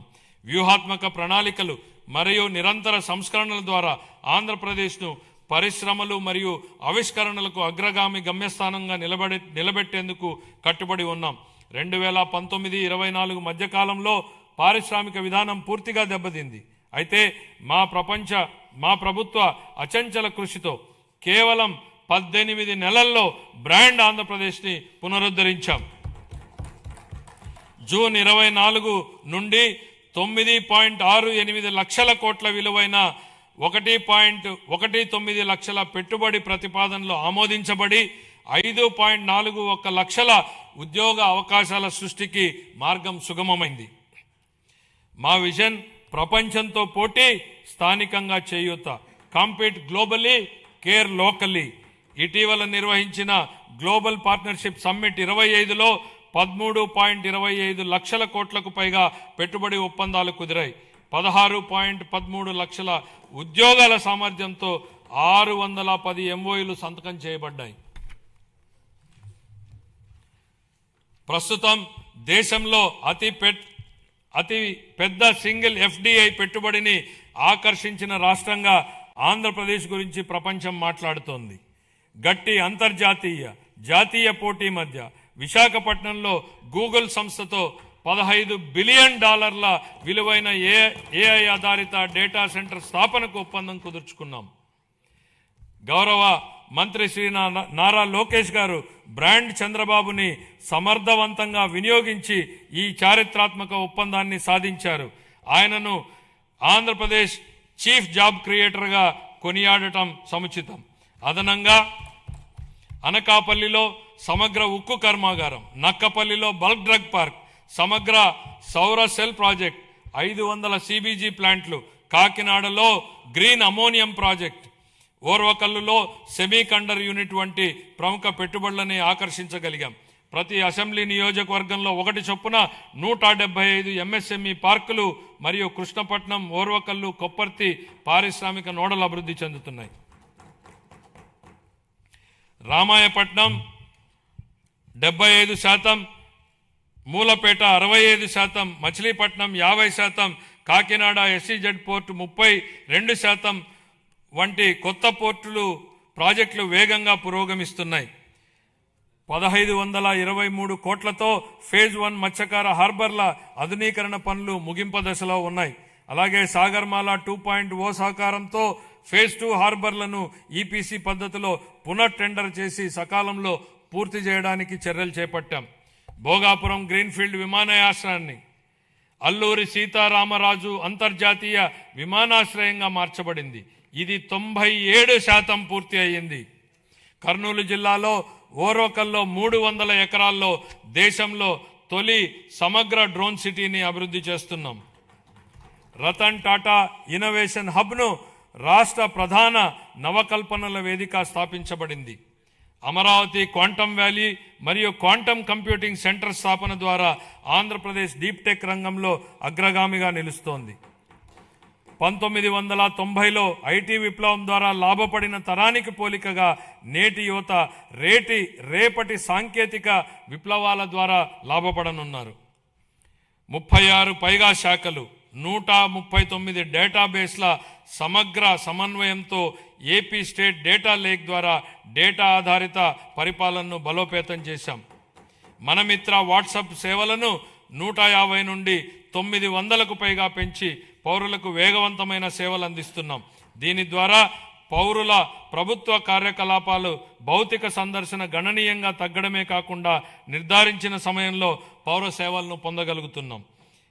1 ఏప్రిల్ 26 నుండి చేనేత కార్మికులకు నెలకు 200 యూనిట్లు, పవర్లూమ్ కార్మికులకు 500 యూనిట్ల వరకు ఉచిత విద్యుత్ అందించనున్నాం. దీనివల్ల 1,00,000కు పైగా కుటుంబాలు లాభపడతాయి. పరిశ్రమలు, వాణిజ్య శాఖకు 3,000 161 కోట్లు, మౌలిక సదుపాయాలు పెట్టుబడుల శాఖకు 1283 కోట్లు, సమాచార సాంకేతికం కమ్యూనికేషన్ శాఖకు 536 కోట్లను ప్రతిపాదిస్తున్నాను. పౌర సరఫరాల శాఖ దీపం 2.0 కింద 1.8 కోట్ల మహిళలకు సంవత్సరానికి 3 ఉచిత ఎల్పిజి సిలిండర్లను అందిస్తూ 2897 కోట్లను వారి ఖాతాల్లో జమ చేశాం. ధాన్యం కొనుగోళ్లలో దేశానికే ఆదర్శంగా నిలిచాం. 12 ఫిబ్రవరి 26 నాటికి 8.54 లక్షల రైతు ఖాతాల్లో 10,580 కోట్ల రూపాయలు జమ అయ్యాయి. ఒకే రోజులో అంటే 24 గంటల్లోనే రికార్డు స్థాయిలో 99,740 కోట్ల నగదు వారి ఖాతాల్లోకి జమ చేయడం జరిగింది.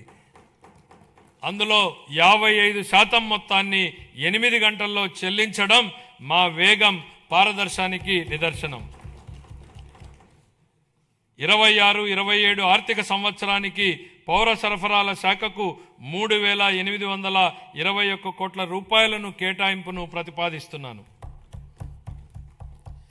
సామాజిక సంక్షేమం, గిరిజన, బీసీ, మైనారిటీల సంక్షేమం. అభివృద్ధి అంటే కేవలం భవనాలు కాదు, గౌరవప్రదమైన జీవనమే అసలైన అభివృద్ధి. గౌరవ ముఖ్యమంత్రి గారి హృదయానికి అత్యంత సన్నిహితమైన అంశం సంక్షేమం. సంక్షేమం అనేది కేవలం దాతృత్వం కాదని, అది సమానత్వం, గౌరవం మరియు సామాజిక న్యాయం పట్ల ప్రభుత్వానికి ఉన్న అంకిత భావమని ఆయన బలంగా నమ్ముతారు. సంక్షేమ కార్యక్రమాలను స్వర్ణాంధ్ర 2047 లక్ష్యాలతో అనుసంధానిస్తూ విద్య, ఆదాయ భద్రత మరియు ఆత్మగౌరవమే కేంద్ర బిందువుగా ఆయన పాలన సాగిస్తున్నారు. ఎన్టీఆర్ భరోసా పెన్షన్ల పంపిణీ. రాష్ట్ర సంక్షేమ చరిత్రలో ఎన్టీఆర్ భరోసా పెన్షన్లు ఒక మైలురాయి. లక్షలాది కుటుంబాలకు పెద్ద కొడుకులా గౌరవ ముఖ్యమంత్రి గారు స్వయంగా లబ్ధిదారుల ఇళ్లకు వెళ్లి పెన్షన్లను అందజేస్తూ వారికి భరోసాను కల్పిస్తున్నారు. దేశంలో మరెక్కడా లేని విధంగా డీబీటీ ద్వారా 4,000 నుండి 15,000 రూపాయల వరకు పెన్షన్లను అందిస్తున్న ఏకైక రాష్ట్రం ఆంధ్రప్రదేశ్. గత 19 నెలల్లో 58,000 కోట్ల కంటే ఎక్కువ విలువైన పెన్షన్లను లబ్ధిదారులకు పంపిణీ చేయడం జరిగింది. ఆర్థిక ఒత్తిడి ఉన్నప్పటికీ సూపర్ 6ను విజయవంతంగా అమలు చేశాం. ఎస్సీ, ఎస్టీ, బీసీ, ఈడబ్ల్యూఎస్, మైనారిటీలకు fee reimbursement, post matric scholarship, auto డ్రైవర్ల సేవలో, మత్స్యకారుల సేవలో ఉచిత విద్యుత్ వంటి పథకాలను అమలు చేస్తున్నాం. జూన్ 24 నుండి ఇప్పటి వరకు చేపట్టిన 743 సంక్షేమ హాస్టళ్ల మరమ్మతులు మరియు రెసిడెన్షియల్ పాఠశాలల పునరుద్ధరణలో పిల్లల పట్ల మా ప్రభుత్వం చూపే శ్రద్ధ స్పష్టంగా కనపడుతుంది. పిల్లలు చదువుకోవడానికి స్వచ్ఛమైన తాగునీరు, టీవీ, రియల్ టైం పర్యవేక్షణలు కల్పించి వారి ఆరోగ్యం మరియు భద్రతా వ్యవస్థలను మెరుగుపరుస్తున్నాము. వీరికి మరింత సౌకర్యాల కల్పన కోసం హాస్టళ్లు మరియు రెసిడెన్షియల్ పాఠశాలల కోసం నేను 300 కోట్లు కేటాయించాలని ప్రతిపాదిస్తున్నాను. 25-26 మధ్యకాలంలో వివిధ పథకాల ద్వారా మైనారిటీ సంక్షేమం కోసం మేము 3,766 కోట్ల రూపాయలను ఖర్చు చేశాం. చాలా కాలం క్రితం మూలన పడిన ప్రధానమంత్రి జన్ వికాస్ కార్యక్రమంను పునరుద్ధరించాం. 3 సంవత్సరాలుగా నిద్రాణంగా ఉన్న రాష్ట్ర వక్ఫ్ బోర్డును పునరుద్ధరించాం. మైనారిటీలకు ఆర్థిక సహాయంలో భాగంగా ఇమాంలకు గౌరవ వేతనం 10,000, మౌజన్లకి 5,000, పాస్టర్లకు 5,000 మరియు చదువులో వెనుకబడిన విద్యార్థులకు ఎంట్రన్స్ కోచింగ్ వంటి కార్యక్రమాల ద్వారా మా ప్రభుత్వం రాష్ట్ర వ్యాప్తంగా మైనారిటీ వర్గాల విద్యా పురోగతి, ఆర్థిక సాధికారత మరియు సామూహిక అంశాలపై దృష్టి సారించింది. ఉన్నత విద్య మరియు వృత్తి విద్యను అభ్యసించే బీసీ విద్యార్థులకు పూర్తి ట్యూషన్ ఫీజు రీయింబర్స్మెంట్, అలాగే పోస్ట్ మెట్రిక్ విద్యార్థులకు నిర్వహణ భత్యం ఇవ్వబడుతుంది. కల్లుగీతు కార్మికులకు మద్యం దుకాణాలలో 10% రిజర్వేషన్లు కల్పించాం. నాయి బ్రాహ్మణుల సెలూన్లకు ఉచిత విద్యుత్తును నెలకు 200 యూనిట్లకు పెంచాం. వడ్డెర కులస్తులకు మైనింగ్ లీజులో 15% రిజర్వేషన్లు మరియు సీనరేజ్ ఛార్జీలపై 50% సబ్సిడీని కల్పించాం. మహిళా సంక్షేమం. డాక్టర్ బిఆర్ అంబేద్కర్ ఇలా అన్నారు, ఒక సమాజం యొక్క పురోగతిని మహిళలు సాధించిన పురోగతి స్థాయి ద్వారా నేను కొలుస్తాను. స్వర్గీయ ఎన్టీ రామారావు గారు మహిళలకు ఆస్తిలో హక్కు సమాన వాటా కల్పించగా మా ప్రభుత్వం ఉద్యోగాలు మరియు విద్యా సంస్థల్లో మహిళలకు 33% రిజర్వేషన్లను అమలు చేసింది. స్వర్ణాంధ్ర 2047 దార్శనికతను సాధించడంలో మహిళలు ప్రధాన పాత్ర పోషిస్తారు. సంవత్సరానికి ఆశించిన 15% వృద్ధి రేటును సాధించడానికి ఆర్థిక కార్యకలాపాల్లో వారి భాగస్వామ్యాన్ని పెంచడం చాలా ముఖ్యం. గౌరవనీయమైన ముఖ్యమంత్రి 1 సంవత్సరంలో 1,00,000 మంది మహిళా వ్యవస్థాపకులను సృష్టించాలని లక్ష్యంగా పెట్టుకున్నారు. 1 ఫ్యామిలీ 1 ఎంటర్ప్రెన్యూర్ చొరవ కింద స్వయం సహాయక సంఘాల మహిళలను చిన్న మధ్య తరహా వ్యవస్థాపకులుగా మార్చుతున్నారు. జూన్ 24 నుండి మేం ప్రవేశపెట్టిన అనేక సంస్కరణల ద్వారా మహిళలకు అనేక ప్రోత్సాహాలు అందించాము. ప్రస్తుత సంవత్సరంలో మా ప్రభుత్వం 9,958 అంగన్వాడీ కేంద్రాలను అప్గ్రేడ్ చేసింది. 4,687 మినీ అంగన్వాడీ కేంద్రాలను ప్రధాన కేంద్రాలుగా అప్గ్రేడ్ చేశాం. అప్గ్రేడ్ చేయబడిన అంగన్వాడీ కేంద్రాలలో అంగన్వాడీ సహాయకులను నియమించి వంట సౌకర్యాలు మెరుగుపరచబడ్డాయి. ప్రధానమంత్రి జన్మన్ కింద పీవీటీజీ ప్రాంతాలలో 192 కొత్త అంగన్వాడీ కేంద్రాలు మంజూరు చేయబడ్డాయి. ఇవి 26-27లో పూర్తవుతాయి. అంగన్వాడీ కార్యకర్తలు, సహాయకులు మరియు ఆశా కార్యకర్తలు అంగన్వాడీ కేంద్రాల్లోని పిల్లలకు కీలకమైన సేవలు అందిస్తారు. అందుకుగాను వారి సుదీర్ఘ సేవలను గౌరవిస్తూ మా ప్రభుత్వం వారి పదవీ విరమణ సమయంలో గ్రాట్యుటీని అందించడానికి ఉత్తర్వులు జారీ చేసింది. ముఖ్యమంత్రి గారి నాయకత్వంలో వికలాంగ సమగ్ర అభివృద్ధి కోసం ఇంద్రధనస్సు అనే కార్యక్రమం ప్రారంభించబడింది. ఇందులో భాగంగా ఉచిత బస్సు ప్రయాణం, సబ్సిడీ పథకాల పునరుద్ధరణ, క్రీడా శిక్షణ, గృహ నిర్మాణం, వినికిడి లోపం ఉన్నవారికి ప్రత్యేక డిగ్రీ కళాశాల మరియు దివ్యాంగుల భవనాల వంటి ప్రధాన అంశాలు ఉన్నాయి. 2026-27 ఆర్థిక సంవత్సరానికి నేను ఈ కేటాయింపులను ప్రతిపాదిస్తున్నాను. ఎస్సీ కాంపోనెంట్ కోసం 20,644 కోట్ల రూపాయలు, ఎస్టీ కాంపోనెంట్ కోసం 9,190 కోట్లు, బీసీ కాంపోనెంట్ కోసం 51,021 కోట్ల రూపాయలను, మైనారిటీ వర్గాల సంక్షేమం కోసం 6,090 కోట్ల రూపాయలను, మహిళలు, పిల్లలు, వికలాంగులు మరియు సీనియర్ సిటిజన్ సంక్షేమం కోసం 4,582 కోట్ల రూపాయలు. ఉద్యోగుల సంక్షేమం, ఉద్యోగ సంఘాల సలహాలు సూచనలతో కోరిన తర్వాత ఉద్యోగుల భవిష్యత్ నిధి మరియు పెన్షన్ ప్రక్రియలను సజావుగా మరియు కాగితరహితంగా చేస్తున్నాం. ఈ డిపిసి మాడ్యూల్ ద్వారా ప్రమోషన్ ప్రక్రియ ఆన్లైన్ చేయబడింది. ప్రభుత్వ ఉద్యోగులు మరియు పెన్షనర్లకు చాలా కాలంగా పెండింగ్లో ఉన్న బకాయిలను కూడా చెల్లించడం ప్రారంభించింది. 1,100 కోట్ల రూపాయల డిఆర్ బకాయిలను విడుదల చేశాం. జీపీఎఫ్ మరియు జిఎల్ఐ చెల్లింపులు క్రమం తప్పకుండా చేయబడుతున్నాయి. సిపిఎస్ ఉద్యోగులకు వారి పిఆర్ఏఎన్ అకౌంట్లో ప్రభుత్వ వాటాతో కలిసి ఎప్పటికప్పుడు కాంట్రిబ్యూషన్ జమ చేస్తున్నాం. మహిళా ఉద్యోగులకు వారి వృత్తి మరియు వ్యక్తిగత జీవితాలలో సమతుల్యతను పెంపొందించే దిశగా సర్వీసులో ఎప్పుడైనా పిల్లల సంరక్షణ సెలవులను పొందేందుకు వీలుగా పిల్లల వయోపరిమితిని తొలగించాము. ఉద్యోగి ప్రమాదవశాత్తు మరణించిన సందర్భంలో ప్రభుత్వ నిబంధనలకు మించి వారికి బీమా ప్రయోజనాలను అందించడానికి రాష్ట్ర ప్రభుత్వం జీతం ప్యాకేజీ కింద మా ప్రభుత్వం బ్యాంకులతో ఒప్పందం కుదుర్చుకుంది. మా ప్రభుత్వం వివిధ కేటగిరీలలో 30,607 ప్రభుత్వ ఉద్యోగాలను భర్తీ చేసింది. గత ప్రభుత్వ హయాంలో ఆరోగ్య రంగం గత ప్రభుత్వ హయాంలో బకాయిలు చెల్లించని కారణంగా ఆరోగ్య వ్యవస్థలు ఇబ్బందులు ఎదుర్కొన్నాయి.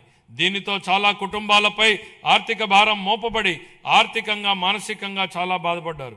గత ప్రభుత్వ ఆరోగ్య రంగానికి చెల్లించవలసిన 6,486 కోట్ల రూపాయలు బకాయిలను చెల్లించకుండా వదిలేసింది. వీటిలో ఎక్కువ భాగం మా ప్రభుత్వం చెల్లించి ప్రజలకు ప్రభుత్వం మీద విశ్వాసం కల్పించింది. వ్యాధి చికిత్స కన్నా నివారణే ముఖ్యమని మేము నమ్ముతున్నాం. నివారణ వల్ల ఆరోగ్య అవసరాలపై జేబులో నుంచి ఖర్చు గణనీయంగా తగ్గిస్తుంది. మా ప్రభుత్వం అధికారం చేపట్టిన తర్వాత పౌరుడిని ఆరోగ్య సంరక్షణలో కేంద్రంగా ప్రాజెక్ట్ సంజీవనిని చేపట్టింది. కుప్పంలో సిటిజన్ హెల్త్ స్క్రీనింగ్ పైలట్ కింద 41 రోగ నిర్ధారణ పరీక్షలను కవర్ చేసి 63,867 మంది వ్యక్తులను పరీక్షించింది. 6,300 కంటే ఎక్కువ హైరిస్క్ కేసులను గుర్తించి వాటిని ప్రాజెక్ట్ సంజీవనికి అనుసంధానించింది. 2026-27 సంవత్సరానికి ఆరోగ్య వైద్య మరియు కుటుంబ సంక్షేమ శాఖకు 19,306 కోట్లు కేటాయించాలని నేను ప్రతిపాదిస్తున్నాను. కార్మిక శాఖ కేంద్ర ప్రభుత్వం ప్రవేశపెట్టిన కార్మిక సంస్కరణలకు అనుగుణంగా మా ప్రభుత్వం పాత చట్టాలను సమీకరించి నూతన కార్మిక్ కోడ్స్ను అమలు చేసింది. కార్మికుల సంక్షేమాన్ని మరింత బలోపేతం చేయడానికి కొత్త ఈఎస్ఐ వైద్య సేవా సదుపాయాలను ప్రారంభిస్తున్నాం. విజయనగరం, గుంటూరు, నెల్లూరు జిల్లాల్లో 100 పడకల ఆసుపత్రులు, కర్నూలు, శ్రీ సిటీ, అచ్యుతాపురం, శ్రీకాకుళం ప్రాంతాల్లో 30 పడకల ఆసుపత్రులు ఏర్పాటు చేయబడుతున్నాయి.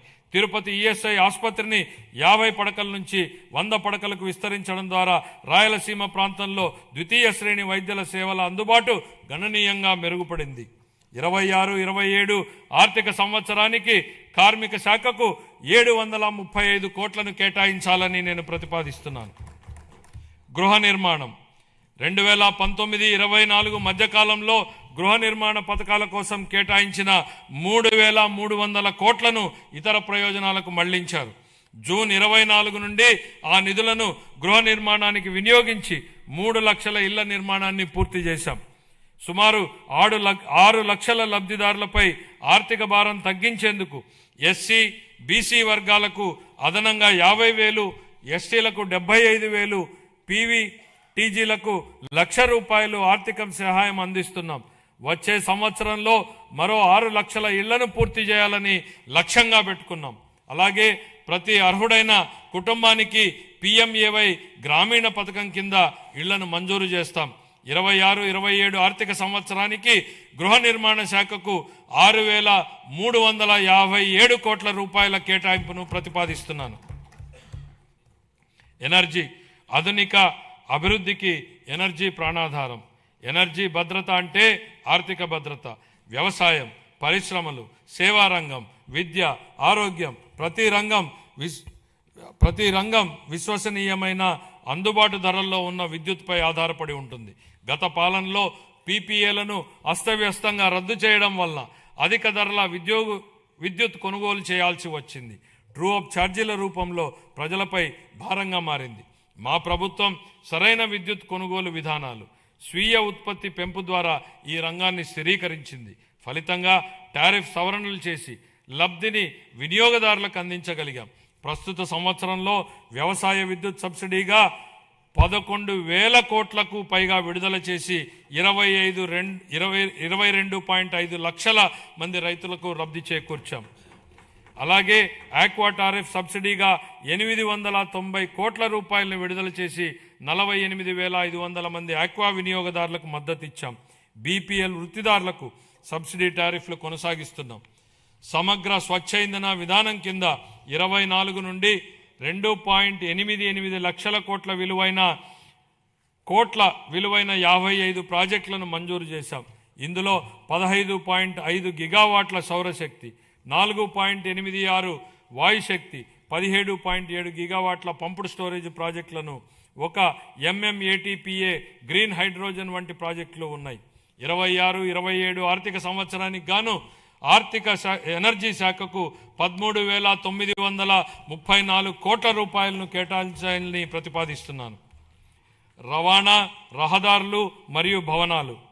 గత పాలనలో రహదారుల దుస్థితి కారణంగా ప్రజలు తీవ్ర ఇబ్బందులు పడ్డారు. గుంతలతో నిండిన రహదారులు ప్రమాదాలకు దారితీశాయి. మా ప్రభుత్వం అన్ని వర్గాల రహదారుల మెరుగుదలకు విస్తృతంగా చర్యలు చేపట్టింది. ఈ సంవత్సరం 2,499 కోట్లతో 6,030 కిలోమీటర్ల రహదారులను అభివృద్ధికి మంజూరు చేయడం జరిగింది. పూర్వోదయ పథకం కింద ఈ బస్సులను పొందేందుకు ప్రయత్నిస్తున్నాం.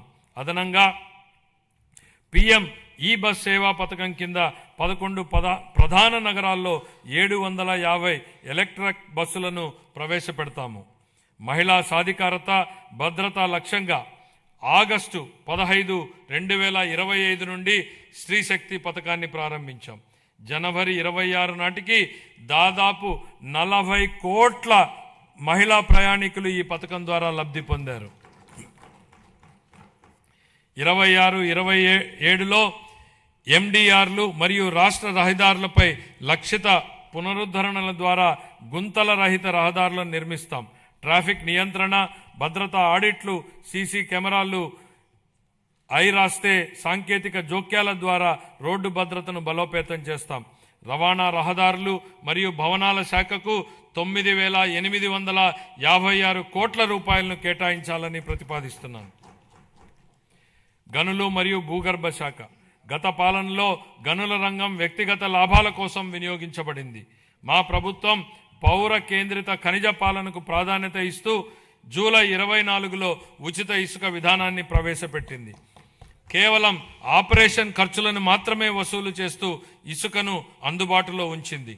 ఉచిత ఇసుక విధానం ఉన్నప్పటికీ డిజిటల్ పర్యవేక్షణ, అనుసరణ సంస్కరణల ద్వారా ఈ సంవత్సరం గనుల ఆదాయం 33% వృద్ధిని సాధించింది.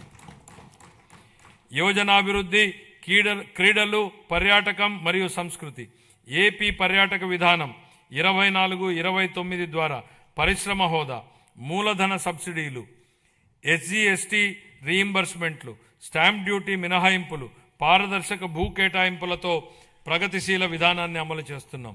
ఏపీ భూపర్యాటక భూ కేటాయింపు విధానం 2025 ద్వారా గణనీయంగా ప్రైవేటు భాగస్వామ్యానికి, క్యారవాన్ టూరిజం మరియు హోమ్ స్టేల రంగాలలో ఆకర్షించడమైనది. 117 MOUల ద్వారా 20,088 కోట్ల పెట్టుబడులను ఆకర్షించి 122,637 ఉద్యోగ అవకాశాలు సృష్టించాం. 6,681 కోట్ల విలువైన ప్రాజెక్టులు అమల్లో ఉన్నాయి. రాష్ట్ర విభజన తర్వాత గరిష్టంగా 428 కోట్ల రూపాయల కేంద్ర పర్యాటక గ్రాంట్ లభించింది. సూర్యలంక, అఖండ గోదావరి, గండికోట, సింహాచలం, బొర్రా గుహలు, అహోబిలం, నాగార్జున సాగర్ వంటి ప్రాంతాల్లో మౌలిక సదుపాయాల అభివృద్ధి జరుగుతోంది. రాష్ట్రం 7 ప్రధాన కేంద్రాలు మరియు 25 పైగా థీమాటిక్ సర్క్యూట్లతో కూడిన బహుముఖ పర్యాటక గ్రిడ్ను అభివృద్ధి చేసింది. సంవత్సరానికి 60 పైగా ఉత్సవాల నిర్వహణ ద్వారా సాంస్కృతిక పర్యాటకాన్ని ఉత్తేజపరిచి ఆంధ్రప్రదేశ్ను భారతదేశంలో అభివృద్ధి చెందుతున్న అనుభవాల రాజధానిగా స్థాపిస్తోంది. తిరుపతిని ప్రపంచ స్థాయి పర్యాటక గమ్యస్థానంగా తీర్చిదిద్దేందుకు కేంద్ర ప్రభుత్వంతో సమన్వయంతో చేస్తూ మౌలిక సదుపాయాలను బలోపేతం చేస్తామని మీకు తెలియజేయడానికి సంతోషిస్తున్నాను. ఈ కార్యక్రమంలో భాగంగా ప్రపంచ స్థాయి పర్యాటక వసతులతో పాటు హోటళ్లతో పాటు వినోద ప్రదేశాలు ఏర్పాటు చేయడం జరుగుతుంది. గోదావరి పుష్కరాల సందర్భంగా యాత్రికులకు భద్రతతో కూడిన ఆధ్యాత్మిక అనుభవం కల్పించేందుకు సమగ్ర ఏర్పాట్లు చేస్తున్నాం.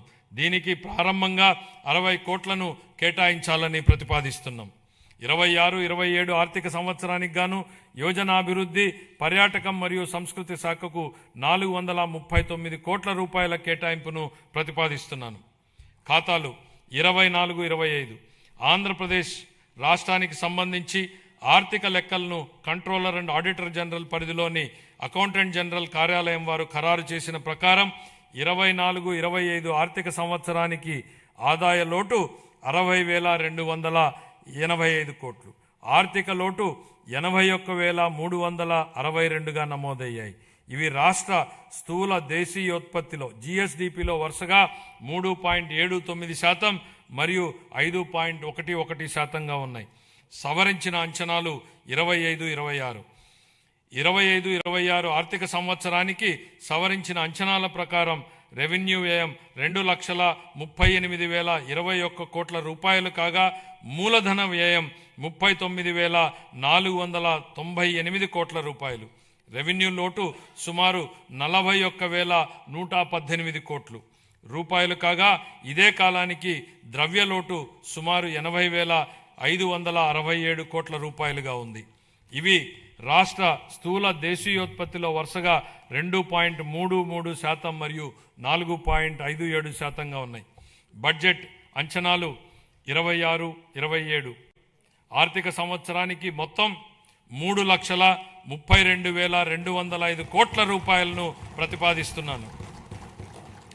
అందులో ఆదాయ వ్యయం 2,56,143 కోట్ల రూపాయలు, మూలధన వ్యయం 53,915 కోట్లగా అంచనా వేయబడింది. ఆదాయ లోటు సుమారు 22,002 కోట్లు కాగా ఆర్థిక లోటు సుమారు 75,868 కోట్లుగా ఉండవచ్చని అంచనా. ఇవి రాష్ట్ర స్థూల దేశీయోత్పత్తిలో వరుసగా 1.88 మరియు 3.84%గా ఉండనున్నాయి. ముగింపు. ఈరోజు మనం ఎంచుకున్న మార్గాలే రేపటి మన భవిష్యత్తును నిర్ణయిస్తాయి. ఈ స్ఫూర్తికి ఈ బడ్జెట్ అర్థం పడుతోంది. ఇది కేవలం మన రాష్ట్రాన్ని రేపటి కోసం సిద్ధం చేసేందుకు ఉద్దేశించింది మాత్రమే కాదు, భవిష్యత్ తరానికి మేలు బాటలు పరిచే బడ్జెట్. ఇది ఆకాంక్షల్ని బాధ్యతల్ని సమతుల్యం చేస్తుంది. ఈ బడ్జెట్ కేవలం వృద్ధి లెక్కలు చెప్పేది మాత్రమే కాదు, ఇది రాష్ట్ర భవిష్యత్ ఆర్థిక గమనాన్ని లక్ష్యాన్ని బలంగా చాటి చెబుతుంది. ఇది కేవలం తాత్కాలిక ఉపశమనం కలిగించేది కాదు, దీర్ఘకాలిక లక్ష్యాల సాధనకు ఉద్దేశించిన దార్శనిక పత్రం. ఆంధ్రప్రదేశ్ను భవిష్యత్ సవాళ్లకు ధీటుగా బలమైన స్వావలంబన కలిగిన రాష్ట్రంగా తీర్చిదిద్దేందుకు రూపొందించిన బడ్జెట్ ఇది. రాష్ట్రం ఇకపై సాగించబోయే ప్రయాణానికి క్రమశిక్షణ, సాహసోపేత నిర్ణయాలు, సమిష్టి కృషి అవసరం. లక్ష్య సాధనలో ఖచ్చితంగా విజయం సాధిస్తామన్న భరోసాతో ఉన్నాం. ఎందుకంటే మన కలలను సాకారం చేయడంలో తిరుగులేని నాయకుడు, దార్శనికుడు శ్రీ చంద్రబాబు నాయుడు గారి నాయకత్వం ఉంది. భారతదేశాన్ని అగ్రస్థానంలో నిలబెట్టేందుకు, తిరుగులేని శక్తిగా తీర్చిదిద్దేందుకు అవిశ్రాంత కృషి చేస్తున్న ప్రధాని శ్రీ నరేంద్ర మోడీ గారి అండదండలు, ఉప ముఖ్యమంత్రి శ్రీ పవన్ కళ్యాణ్ గారి విశ్వసనీయ భాగస్వామ్య సహకారం మరింత ఉత్సాహంతో లక్ష్యాన్ని చేరేలా ప్రేరణనిస్తాయి. ఆ నాయకులిచ్చే స్ఫూర్తి మనల్ని మెరుగైన భవిష్యత్తు వైపు నడిపిస్తుంది. ప్రజలు వేసే ప్రతి ఓటులో వారి ఆశలు, ఆకాంక్షలు నిక్షిప్తమై ఉంటాయి. ప్రతి ఓటు వెనుక ప్రజల ఆకాంక్షల్ని మనం నిరంతరం గుర్తుపెట్టుకోవాలి. వాటిని సాకారం చేసేందుకు ప్రతిరోజు, ప్రతి క్షణం మనం కృషి చేయాలి. పరిపాలన అంటే అధికారం చెలాయించడం కాదు, ప్రజలకు సేవ చేయడం. ఈ బడ్జెట్ను మనం దీని పరిణామాన్ని బట్టి కాకుండా ఎంత నిబద్ధతతో దీన్ని అమలు చేశామన్న దాన్ని బట్టి చూడాలి. దీనిలో చేసిన ప్రకటనల్ని బట్టి కాకుండా అవి ప్రజల జీవితాలపై ఎలాంటి ప్రభావాన్ని చూపాయన్న దాన్ని బట్టి గుర్తుపెట్టుకోవాలి. ప్రజలు మాపై ఉంచిన అచంచల విశ్వాసానికి కృతజ్ఞతలు తెలియజేస్తూ వారికి సేవ చేసే భాగ్యాన్ని మాకు కల్పించినందుకు ధన్యవాదాలు తెలియజేస్తూ ఈ బడ్జెట్ను గౌరవ సభ ఆమోదం కోసం సమర్పిస్తున్నాను. జై ఆంధ్రప్రదేశ్, జై హింద్.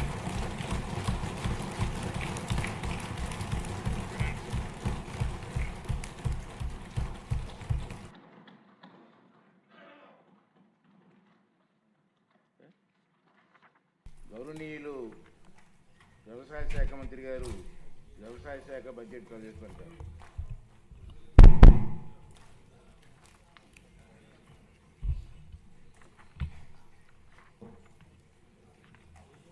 గౌరవ సభాపతి, గౌరవ ముఖ్యమంత్రి వర్యులు, గౌరవ ఉప ముఖ్యమంత్రి వర్యులు, గౌరవ సహచర మంత్రివర్గ సభ్యులు, గౌరవ సభ్యులందరికీ నా హృదయపూర్వక నమస్కారాలు.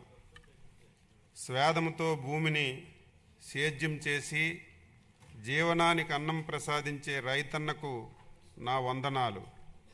దేశానికి ఆహార భద్రతను అందిస్తూ అహర్నిశలు శ్రమించే రైతన్నలకు హృదయపూర్వక నమస్కారాలు అర్పిస్తూ మూడవసారి వ్యవసాయ బడ్జెట్ను ఈ గౌరవ సభలో ప్రవేశపెట్టే అవకాశాన్ని కల్పించిన గౌరవ ముఖ్యమంత్రి శ్రీ నారా చంద్రబాబు నాయుడు గారికి నా కృతజ్ఞతలు తెలియజేస్తున్నాను.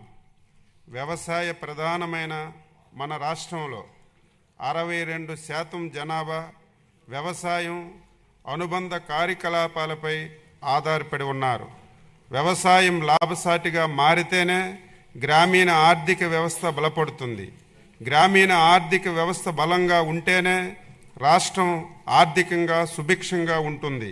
రాష్ట్ర ఆర్థిక సౌధానికి మూల స్తంభంగా నిలిచిన వ్యవసాయ రంగాన్ని మరింత పటిష్టం చేసి రైతును రాజుగా నిలబెట్టాలనే సంకల్పంతో గౌరవ ముఖ్యమంత్రి శ్రీ గారి నాయకత్వంలో ఎన్డీఏ ప్రభుత్వంలో వ్యవసాయ అనుబంధ శాఖలు మరింత పురోగతి సాధిస్తున్నాయి.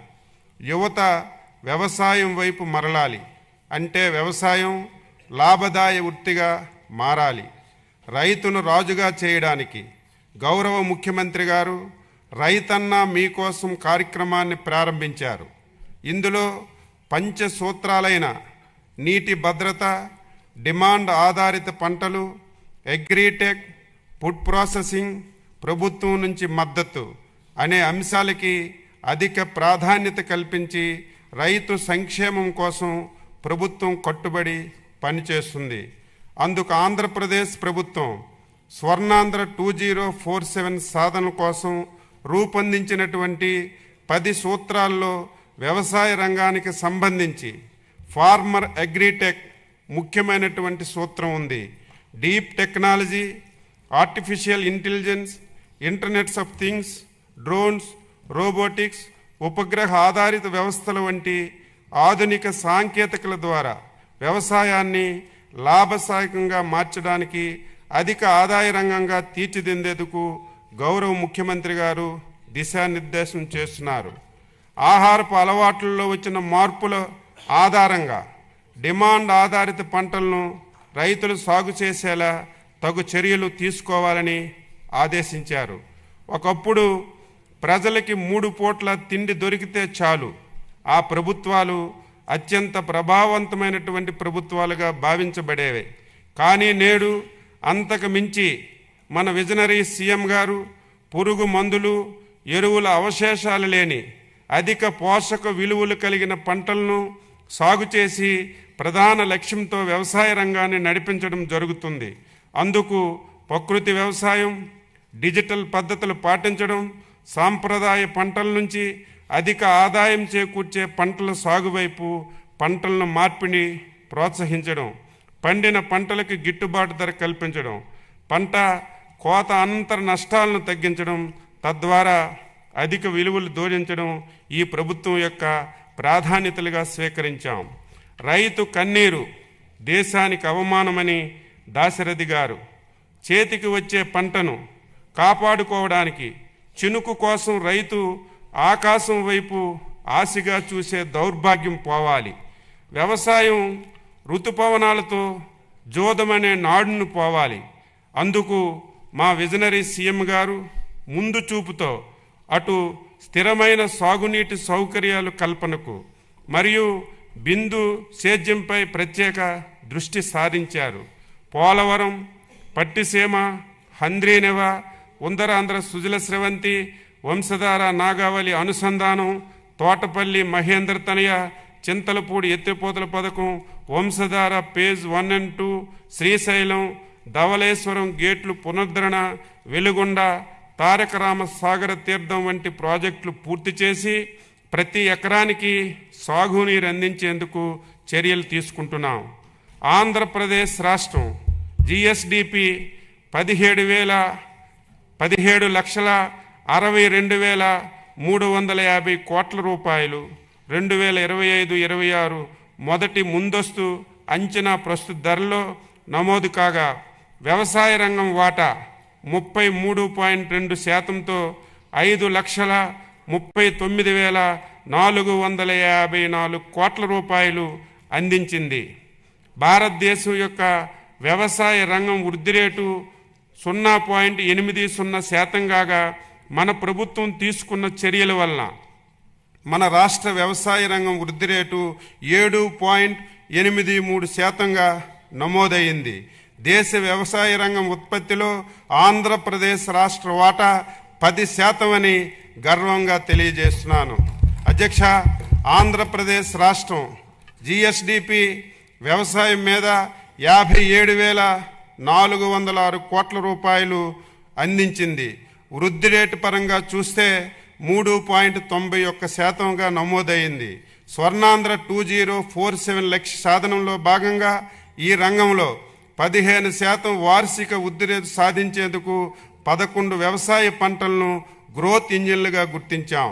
ప్రతి రైతు కుటుంబానికి సంవత్సరానికి 20,000 చొప్పున అన్నదాత సుఖీభవ పిఎం కిసాన్ పథకం కింద 2025-26 సంవత్సరంలో 2 విడతల వరకు 46.86 లక్షల మంది రైతు కుటుంబాలకు 6,309.44 కోట్ల రూపాయలు చెల్లించాం. 2026-2027 సంవత్సరం గాను 6,600 కోట్ల రూపాయలు బడ్జెట్లో ప్రతిపాదించాం. ధాన్యం సేకరణకు సంబంధించి పాత బకాయిలు 1,674.47 కోట్ల రూపాయలు చెల్లించి రైతులకు ఆదుకున్నాం.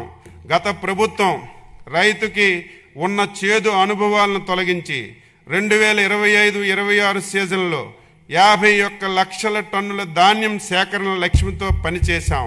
11/2/2026 నాటికి 10,571 కోట్ల రూపాయలు 7,31,957 మంది రైతుల ఖాతాల్లో జమ చేశాం. అందులో 55% డబ్బులు 8 గంటల లోపే వేశాం. 38% డబ్బులు 8 నుంచి 24 గంటల్లో జమ చేశాం. రైతన్న మీకోసం కార్యక్రమంలో రైతుకి ఆదాయం పెంచేలా రైతు సేవా కేంద్రం స్థాయిలో ప్రస్తుతం రబీ, రాబోయే ఖరీఫ్, రబీ 3 సీజన్లకు పంట ప్రణాళికను తయారు చేసి అమలు చేయడం జరుగుతుంది. కృష్ణా గోదావరి డెల్టాలో ఖరీఫ్ సాగు కాలానికి ముందుగా తీసుకురావడానికి ప్రయత్నిస్తున్నాం. దీనికి రైతులు సహకారం అవసరం. తద్వారా కోత కాలంలో పంటలు తుఫాను బారి నుంచి రక్షించబడతాయి. భూసారాన్ని అంచనా వేయడానికి 6 లక్షల భూసార పరీక్ష పత్రాలను పంపిణీ చేశాం. 1,250 మెట్రిక్ టన్నులు సూక్ష్మ పోషకాలను ఉచితంగా సరఫరా చేశాం. పొలం పిలుస్తుంది కార్యక్రమం ద్వారా 18 లక్షల మంది రైతులకు విస్తరణ సేవలు అందించాం. ఇప్పటి వరకు 310 కోట్ల రూపాయలు పెట్టుబడి రాయితీ కింద రైతులకు చెల్లించాం. వ్యవసాయ యాంత్రీకరణలో భాగంగా 50% రాయితీతో 136.62 కోట్ల రూపాయలు విలువైన వ్యవసాయ యంత్రాలను సరఫరా చేస్తున్నాం. 80% రాయితీతో 90.4 కోట్ల రూపాయలతో 1,130 కిసాన్ డ్రోన్ కేంద్రాలను ఏర్పాటు చేస్తున్నాం.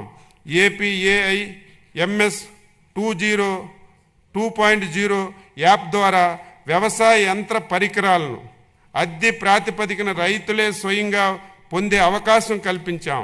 2026-27 బడ్జెట్లో వ్యవసాయ యాంత్రీకరణకు 139.65 కోట్ల రూపాయలు ప్రతిపాదించాం.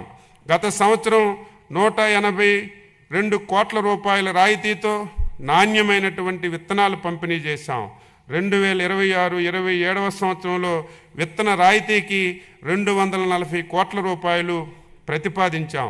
2025-26లో 37.53 లక్షల మెట్రిక్ టన్నులు ఎరువులు సరఫరా చేయగా 2026-27లో ఎరువులు బఫర్ స్టాక్ నిర్వహణ గురించి 40 కోట్ల రూపాయలు ప్రతిపాదించాం. రసాయన ఎరువుల వినియోగాన్ని తగ్గిస్తూ సేంద్రియ ఎరువుల వాడకాన్ని ప్రోత్సహిస్తున్నాం. ఇంటిగ్రేటెడ్ అగ్రి ల్యాబుల నిర్వహణకు 4.66 కోట్ల రూపాయలను ప్రతిపాదించాం. వరి పంట దిగుబడిని శాస్త్రీయంగా అంచనా వేయడానికి ఉపగ్రహ సాంకేతిక సాయంతో ఎస్టెక్ విధానాన్ని రాష్ట్రంలో 10 జిల్లాల్లో అమలు చేస్తున్నాం. 2026-27లో పంటల బీమా పథకం అమలు కొరకు 250 కోట్ల రూపాయలని ప్రతిపాదించాం. 8,489 రైతు సేవా కేంద్రాల నిర్వహణకు 2026-27లో 15.68 కోట్ల రూపాయలను ప్రతిపాదించాం. వడ్డీ లేని రుణాల పథకానికి 250 కోట్ల రూపాయలు ప్రతిపాదించాం. స్మార్ట్ అండ్ ప్రెసిషన్ అగ్రికల్చర్ ఈ పంట యాప్లో తీసుకువచ్చినటువంటి కొత్త ఫీచర్ల ద్వారా రైతు తమకు తామే పంట నమోదు చేసుకోవడానికి, ధృవీకరించుకోవడానికి, ఫిర్యాదులు చేయడానికి అవకాశాన్ని కల్పించాం. భవిష్యత్తులో రైతులకు సంబంధించిన అన్ని పథకాలను పారదర్శకంగా అందించడానికి ప్రతి రైతుకు ఫార్మర్ రిజిస్ట్రీ ద్వారా ఒక విశిష్ట గుర్తింపు సంఖ్యను ఇస్తున్నాం. దీని ద్వారా ఇప్పటికీ 46.59 లక్షల మంది రైతులు వివరాలని నమోదు చేశాం. పంటల ఆరోగ్య పర్యవేక్షణలో భాగంగా 40 లక్షల రైతులకు పంట దశలో చీడపీడల హెచ్చరికలు, వాతావరణ సూచనలు మరియు నివారణ చర్యలపై 5 కోట్ల ఎస్ఎంఎస్లు పంపి పంట నష్టాన్ని తగ్గించడంలో సహకరించాం. గౌరవ ముఖ్యమంత్రి శ్రీ నారా చంద్రబాబు నాయుడు గారు ఉదహరించిన విధంగా రాజకీయ నాయకత్వం, అనుకూల విధానాలు, రైతుల నేతృత్వంలోని సంస్థలు సమన్వయంగా పనిచేస్తేనే విస్తృత స్థాయిలో మార్పు వాస్తవంగా రూపుదిద్దించుకుంటుంది. ప్రకృతి వ్యవసాయంలో ఆంధ్రప్రదేశ్ దేశానికి ఒక రోల్ మోడల్గా నిలిచింది. పురుగు మందులు, ఎరువుల అవశేషాలు లేని అధిక పోషకాహార విలువలు కలిగిన ఆహార ధాన్యాలను అందించడానికి, రైతు అధిక ఆదాయం కల్పించడానికి ప్రకృతి వ్యవసాయాన్ని గత దశాబ్ద కాలంగా మన ప్రభుత్వం ప్రోత్సహిస్తూ వస్తుంది. National mission on natural farming పథకం సాయంతో రాష్ట్రంలోని అన్ని మండలాల పరిధిలో 8,357 గ్రామాల్లో ఏపీసీఎన్ఎఫ్ కార్యక్రమాలు అమలు చేస్తున్నాం. ఉత్తమ ప్రకృతి వ్యవసాయ విధానాల్ని అవలంబిస్తున్నటువంటి 12,319 మంది ఛాంపియన్ రైతులను క్షేత్రస్థాయి రైతులు శిక్షలుగా తయారు చేశాం. వారిలో 66% మంది మహిళలు ఉండడం విశేషం. ప్రకృతి వ్యవసాయ ఉపకరణాలను అందుబాటులో ఉంచడానికి 1,712 బయో సెంటర్లని ఏర్పాటు చేశాం. 2.83 లక్షల మంది రైతులు 3.55 లక్షల ఎకరాల్లో రసాయన రహిత S2S వ్యవసాయాన్ని అనుసరించారు. 10.38 లక్షల మంది ప్రకృతి వ్యవసాయ రైతులు PGS సర్టిఫికేషన్లతో నమోదు చేసుకున్నారు. 33,000 మంది రైతులు స్కోప్ ఆర్గానిక్ ధృవీకరణ పత్రాన్ని పొందారు. 2026-27 సంవత్సరంలో ఏపీసీఎన్ఎఫ్ కింద మొత్తం బడ్జెట్ ప్రతిపాదనలు 208 కోట్ల రూపాయలు. రైతు సంక్షేమానికి, రాష్ట్ర ఆర్థిక ప్రగతికి కీలకంగా నిలుస్తున్నటువంటి వ్యవసాయ శాఖకు 2026-27 వార్షిక బడ్జెట్లో 12,152.32 కోట్ల రూపాయలు ప్రతిపాదిస్తున్నాం. ఉద్యాన శాఖ పంట పండించే రైతుకు స్థిరమైన ఆదాయ భరోసా కల్పించడమే ప్రభుత్వ లక్ష్యం. దీనికి ఉద్యాన పంటలే కీలకం. సాంప్రదాయ సాగు నుంచి అధిక ఆదాయం ఇచ్చే ఉద్యాన పంటల వైపు రైతులను ప్రోత్సహించడంతో ఉద్యాన శాఖ నిబద్ధతతో పనిచేస్తుంది. ఉత్పత్తి, ఉత్పాదకత, నాణ్యత పెంపుపై దృష్టి సారించి ఉద్యాన రంగాన్ని ప్రభుత్వ ప్రాధాన్య శాఖగా గుర్తించింది. రాష్ట్ర GSDPకి ఉద్యాన శాఖ 1,52,952 కోట్ల రూపాయలు సమకూరుస్తుంది.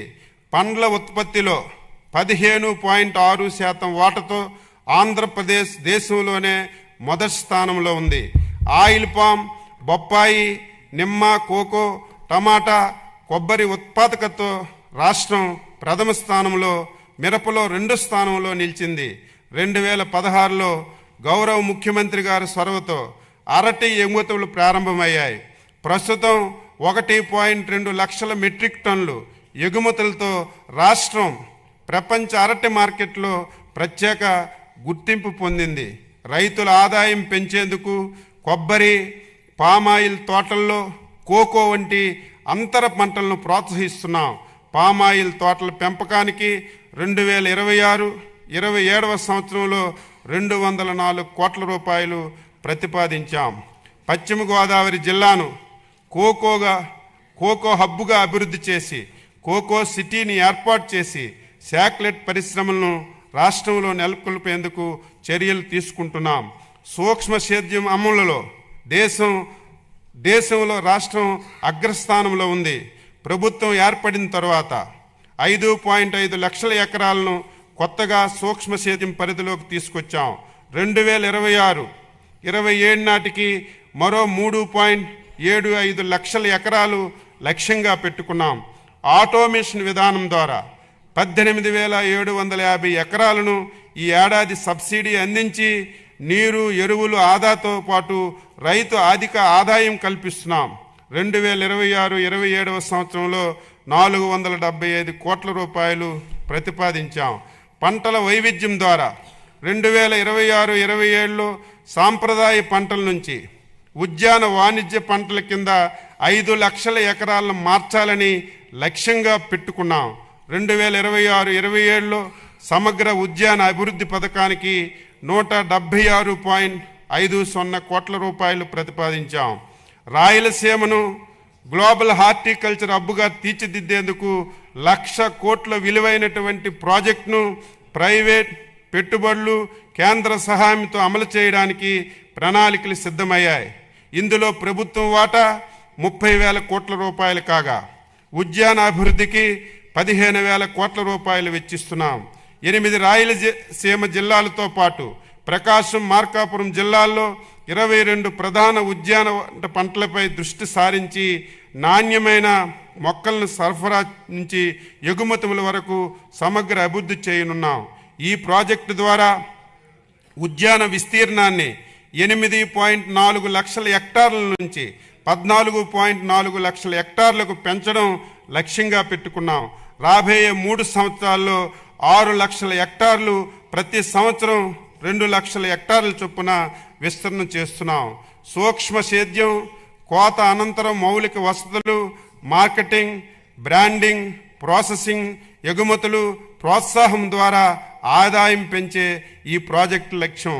2026-27 సంవత్సరంలో ఉద్యాన శాఖకి 1,123.86 కోట్ల రూపాయలు బడ్జెట్లో ప్రతిపాదిస్తూ రైతు సంక్షేమం మరియు రాష్ట్ర ఆర్థిక వృద్ధికి ఉద్యాన రంగాన్ని అభివృద్ధి చేస్తున్నాం. పట్టు పరిశ్రమ శాఖ సాంప్రదాయబద్ధంగా పట్టు ఉత్పత్తి చేసే రాష్ట్రాల్లో ఆంధ్రప్రదేశ్ 2వ అతిపెద్ద రాష్ట్రం. రాష్ట్రంలో 1.52 లక్షల ఎకరాల్లో పట్టు సాగు చేస్తున్నారు. 2025-26లో 90% రాయితీతో షెడ్యూల్ తెగలు పట్టు రైతులకు 2.98 కోట్ల రూపాయలు, షెడ్యూల్ కులాల పట్టు రైతులకు 1.92 కోట్ల రూపాయలు ఖర్చు చేయడమైంది. 2026-27లో పట్టు పరిశ్రమ శాఖకు 95.87 కోట్ల రూపాయలు బడ్జెట్లో ప్రతిపాదించాం.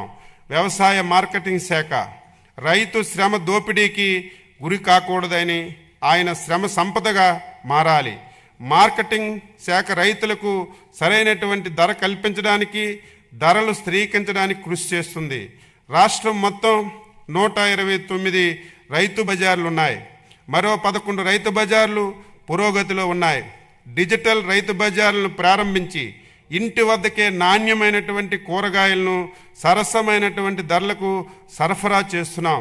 ప్రస్తుతం మార్కెట్లో టమోటా ధరలు తగ్గడంతో రైతులను ఆదుకోవడం కోసం నో లాస్ నో ప్రాఫిట్ కింద టమాటాలను సేకరించి రైతు బజార్లో అమ్ముతున్నాం. దీనికి అదనంగా 8 జిల్లాల్లో ప్రధాన పట్టణాల్లో మొబైల్ రైతు బజార్ల ద్వారా టమాటా అమ్మకాన్ని ప్రారంభించాం. రాష్ట్రంలో 5 ప్రాంతాల్లో విశాఖపట్నం, ఎంవిపి కాలనీ, గోపాలపట్నం, విజయవాడ, గుంటూరు, తిరుపతిలో పీపీపీ పద్ధతిలో అత్యాధునిక రైతు బజార్లు నిర్మిస్తున్నాం. ఇందులో వినియోగదారులకు అవసరమైన ఆధునిక సదుపాయాలు, కోల్డ్ స్టోరేజ్లు, డిజిటల్ యాప్ ద్వారా లావాదేవీలు మొదలగు సదుపాయాలు కల్పిస్తాం. రాష్ట్రంలో 5.92 కోట్ల రూపాయలతో 25 రైతు బజార్లను ఆధునీకరణ చేపట్టడంలో మొదటిసారిగా ఈ రైతు బజార్లకు ఐఎస్ఓ సర్టిఫికేట్ కూడా లభించింది. గత 20 నెలల్లో రాష్ట్రంలో ఏ పంట ధర తగ్గినా ఏ ఒక్క రైతు నష్టపోకూడదన్న లక్ష్యంతో ధరల స్థిరీకరణకు గత బడ్జెట్లో 300 కోట్ల రూపాయలు పెట్టినప్పటికీ దాదాపు రెడ్డెప్పుగా 588 కోట్ల రూపాయలు ఖర్చు చేసి సుమారు 1,00,000 మంది రైతులకు ప్రభుత్వం ఆదుకుంది. ఇది రైతుల పట్ల ప్రభుత్వానికి ఉన్న నిబద్ధతని తెలియపరుస్తున్నాను.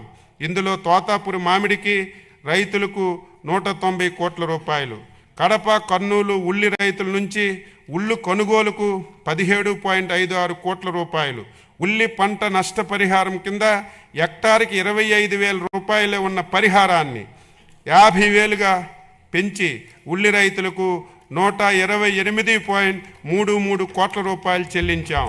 అలాగే పొగాకు రైతులకు 240 కోట్ల రూపాయలు, కోకో రైతులకు 12 కోట్ల రూపాయలు చెల్లించాం.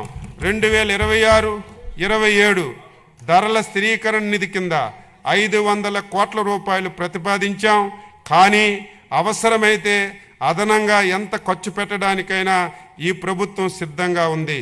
2026-27లో మార్కెటింగ్ శాఖకు 515.39 కోట్ల రూపాయలు బడ్జెట్లో ప్రతిపాదిస్తున్నాం. సహకార శాఖ రాష్ట్రంలో 2021 ప్రాథమిక వ్యవసాయ పరపతి సంఘాల్లో పిఏసిఎస్లు 2017 సంఘాలు 62.34 కోట్ల రూపాయల వ్యయంతో ఈ పిఏసిఎస్లుగా మార్పు చెందాయి. ఇవి డిజిటల్ విధానంలో రోజు లావాదేవీలు నిర్వహిస్తున్నారు. వ్యవసాయ మౌలిక సదుపాయాల నిధి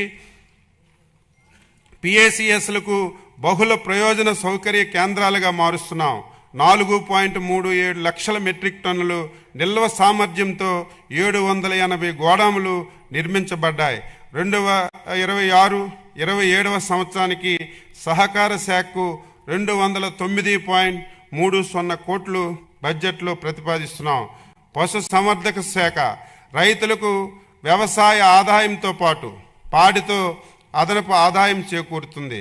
మన రాష్ట్రంలో అపారమైనటువంటి పశు వనరులు ఆలవాలం. ప్రపంచ ప్రసిద్ధి చెందిన ఒంగోలు, పొంగనూరు గోజాతులు, శ్రేష్టమైన నెల్లూరు, మాచెర్ల జాతి గొర్రెలు, ఆసిడ్ జాతి కోళ్ళు సైతం మన రాష్ట్రంలో ఉండడం మనకు గర్వకారణం. గౌరవ ముఖ్యమంత్రి గారి ప్రోత్సాహంతో పశు పోషకులకు అత్యంత ప్రాధాన్యమిస్తూ 2026-27 సంవత్సరం నాటికి దేశంలో పాలు, మాంసం, గుడ్లు ఉత్పత్తిలో మొదటి 3 స్థానాల్లో నిలవాలని మన ప్రభుత్వం లక్ష్యంగా పెట్టుకుంది. 2025-26 ఆర్థిక సంవత్సరంలో సాధించినటువంటి ప్రగతి రాష్ట్రంలో మొట్టమొదటిసారిగా ఈ ప్రభుత్వం వచ్చాక 13,750 పశు ఆరోగ్య శిబిరాలను నిర్వహించి 7.34 లక్షల పశువులకు చికిత్స అందించడం జరిగింది. రాష్ట్రంలో 26.55 లక్షలకు పైగా కృత్రిమ గర్భధారణలు చేశాం. లింగ నిర్ధారిత వీర్యనాళికల పంపిణీ ద్వారా 9,793 పెయ్యి దూడలను ఉత్పత్తి చేయడం జరిగింది. పశువుల ఆరోగ్య పరిరక్షణకు ఈ సంవత్సరంలో 3.68 కోట్ల వ్యాధి నిరోధక టీకాలు వేశాం. అలాగే 1,071 కోట్ల గొర్రెలు, మేకలు నట్ట నివారణ మందులు వేసి పశు సంపద ఆరోగ్యాన్ని మరింత బలోపేతం చేశాం. పశు పోషణలకు 1,826 మెట్రిక్ టన్నులు నాణ్యమైన పశుగ్రాస విత్తనాలు, అలాగే 10,007 మెట్రిక్ టన్నులు పశుదానాను సరఫరా చేయడం జరిగింది. ఉపాధి హామీ పథకం అనుసంధానంతో 36,016 గోకులాలు మంజూరు చేశాం. బహుళ వార్షిక పశుగ్రాస సాగు పథకం ద్వారా 8,193 ఎకరాల్లో పశుగ్రాసాలని అందుబాటులో తెస్తున్నాం. 2026-27 ఆర్థిక సంవత్సరంలో ప్రతిపాదనలు షెడ్యూల్ కులాలు, షెడ్యూల్ తెగలు, పేద పశుపోషకులకు 50,000 గోకులాలను నిర్మించాలని ప్రతిపాదించాం. 100% రాయితీతో 2.65 లక్షల ఎకరాల్లో బహువార్షిక పశు గోశాలను అభివృద్ధికి ప్రతిపాదిస్తున్నాం. వీధి పశువులకు రక్షణ కొరకు 10 లక్షల రూపాయల యూనిట్ ఖరీదుతో జిల్లాలో 5 చొప్పున ఉపాధి హామీ పథకం నిధులు అనుసంధానంతో గోశాలను నిర్మించాలని ప్రతిపాదించాం. పశుగ్రాస భద్రత కొరకు 22 కోట్ల రూపాయలు ప్రతిపాదించాం. రాయితీపై పాలు పితుకు యంత్రాలు, గడ్డి కత్తిరించే యంత్రాలు, మాగుడి గడ్డి తయారీ యంత్రాలు, పశుదాన, మాగుడు గుడ్డి, పశుగ్రాస విత్తనాలు, ఖనిజ లవణ మిశ్రమాలు సరఫరా చేయడం జరుగుతుంది. పశు బీమా వేయించినటువంటి పశువులకు మరణించినట్లయితే పరిహారం చెల్లించడం జరుగుతుంది. 380 పశు వైద్యశాలల మరమ్మతులకు 400 కొత్త పశు వైద్యశాలల నిర్మాణ దశల వారీగా చేపడతాం. మనుషులకు ఆధారం ఉన్నట్లుగా పశువులకు గుర్తింపుకు గో ఆధార్ పథకాన్ని తీసుకువస్తున్నాం. ఫింగర్ ప్రింట్ వలె పశువుల చర్మం మీద కూడా గుర్తింపు నమోదు చేస్తున్నాం. దీని ఆధారంగా పశువుల బీమా ఇతర పథకాలు వర్తిస్తాయి. 2026-27 సంవత్సరంలో పశు సంవర్ధక శాఖకు 1121.26 కోట్ల రూపాయలు బడ్జెట్లో ప్రతిపాదిస్తున్నాం. మత్స్యశాఖ చేపల ఉత్పత్తిలో ఆంధ్రప్రదేశ్ 29% వాటాతో, సముద్ర ఉత్పత్తుల్లో ఎగుమతుల్లో 34% వాటాతో దేశంలోనే ప్రథమ స్థానంలో ఉంది. సుమారు 75% రొయ్యల ఉత్పత్తి మన రాష్ట్రం నుంచే జరుగుతుంది. 2025-26కు 66.62 లక్షల మెట్రిక్ టన్నులు లక్ష్యానికి గాను జనవరి 2026 నాటికే 53.25 లక్షల మెట్రిక్ టన్నుల ఉత్పత్తిని సాధించాం. 2025-26 సంవత్సరానికి మత్స్యరంగంలో 19% వృద్ధి సాధించగలిగామని అంచనా వేయడమైంది. 2026-27 సంవత్సరానికి 27% వృద్ధి రేటు సాధించాలని లక్ష్యంగా పెట్టుకున్నాం. జోన్ నాన్ జోన్ సంబంధం లేకుండా అర్హులైనటువంటి ఆక్వా రైతులకు యూనిట్కి ₹50 చొప్పున విద్యుత్తుని సరఫరా చేస్తున్నాం. 2025-26 సంవత్సరం డిసెంబర్ 2025-2026 వరకు ఆక్వాకల్చర్ రైతులకు విద్యుత్ సబ్సిడీగా 627 కోట్ల రూపాయలు ఖర్చు చేయబడింది. 2026-27 సంవత్సరానికి అవసరమైన సబ్సిడీ మొత్తం 1145 కోట్ల రూపాయలు అంచనా వేయబడింది. ప్రస్తుత సంవత్సరంలో ఇప్పటి వరకు 2705 కొత్త ఆక్వా కనెక్షన్లు కూడా ఇవ్వబడ్డాయి. సముద్ర మత్స్య అభివృద్ధి మత్స్యకారు సేవలో పథకం కింద వేట నిషేధ కాల భృతిని 10,000 రూపాయల నుంచి 20,000 రూపాయలకి పెంచి 1,21,433 కుటుంబాలకు 242.86 కోట్ల రూపాయలు విడుదల చేశాం. డీజిల్ సబ్సిడీగా 50 కోట్ల రూపాయలతో 21,574 పడవలకు లబ్ధి చేకూర్చబడుతుంది. భద్రత మరియు రక్షణ కోసం 4,274 పడవలకు ట్రాన్స్పౌండర్లు ఏర్పాటు చేసి 27,626 మత్స్యకారులకు రక్షణ కల్పించాం. పిఎంఎంఎస్వై కింద 823 పడవలను మరియు వలల యూనిట్లను సరఫరా చేశాం. జీవి వైద్యం పెంపు కోసం 22 కృత్రిమ రీఫుల్ని 7.7 కోట్ల రూపాయలతో ఏర్పాటు చేశాం. ఫేజ్ 2 కింద 162 కృత్రిమ రీఫ్ యూనిట్లకు 50.22 కోట్ల రూపాయలు మంజూరు చేయబడింది. అత్యంత లాభదాయకమైనటువంటి సముద్ర నాసు సాగుకు 7 పైలట్ ప్రాజెక్టులను ప్రారంభించి 1,440 మంది మహిళా ఎస్హెచ్జీలకు శిక్షణ ఇచ్చాం. భవిష్యత్తులో దీనికి పెద్ద ఎత్తున ప్రోత్సహిస్తున్నాం. ఆక్వాకల్చర్ అభివృద్ధి బాపట్ల జిల్లాలో 88.08 కోట్ల రూపాయలతో ఇంటిగ్రేటెడ్ ఆక్వా పార్క్ నిర్మాణంలో ఉంది. ఎఫ్ఏఓతో కలిసి జిఈఎఫ్ 8 కింద 110 కోట్ల రూపాయలు 5 ఏళ్లలో ప్రాజెక్టును అమలు చేస్తున్నాం. మత్స్య అభివృద్ధి కింద 481.78 లక్షల చేప పిల్లలను 3,458 జలాశయాల్లో విడుదల చేయడంతో 2.17 లక్షల మత్స్యకారులకు లబ్ధి చేకూరింది. 102 పిఎఫ్సిఎస్లను ఎఫ్ఎఫ్పిఓలను తయారు చేశాం. 2026-27 ప్రతిపాదనలు చేప పిల్లల విడుదల, ఐస్ బాక్సులు, ఫిష్ సీడ్ ఫాముల నిర్వహణ, పడవల మరమ్మతులు, ఏరేటర్లు, కోల్డ్ స్టోరేజ్లు, చెరువుల ఆటోమేషన్ వంటి కార్యక్రమాలను ప్రతిపాదించాం. సిఎస్ఎస్, పిఎంఎంఎస్వై, హ్యాచరీలు, బయోప్లాక్ యూనిట్లు, ఐస్ ప్లాంట్లు, ఫీడ్ మిల్లులు, హార్బర్లు, ఫిషింగ్ ల్యాండ్ సెంటర్లు, కృత్రిమ లీఫ్లకు గాను 398 కోట్ల రూపాయలను ప్రతిపాదించాం. PMMSY 2 కింద కొత్త బోట్లు, వలలు, ఇంజన్లు సరఫరా చేయడానికి చర్యలు తీసుకుంటున్నాం. 2026-27వ సంవత్సరంలో మత్స్యరంగ అభివృద్ధికి 523.525 కోట్ల రూపాయలు ప్రతిపాదిస్తున్నాం. ఆచార్య ఎన్జీ రంగా విశ్వవిద్యాలయం వ్యవసాయ విశ్వవిద్యాలయంలో సాంప్రదాయ విద్య మరియు పరిశోధనలో మార్పులను తీసుకొస్తూ క్లాస్ రూముల్లో అభ్యాసాన్ని తగ్గిస్తూ క్షేత్రస్థాయి అభ్యాసానికి ఎక్కువగా ప్రాధాన్యత ఇస్తున్నాం.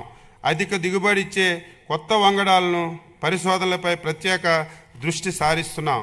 వ్యవసాయ డ్రోన్లు పైలట్ సెక్షన్లో DCCI ధృవీకరణ పొందిన మొదటి వ్యవసాయ విశ్వవిద్యాలయం. ఇప్పటి వరకు 534 మందికి డ్రోన్ పైలట్లుగా శిక్షణ ఇచ్చాం.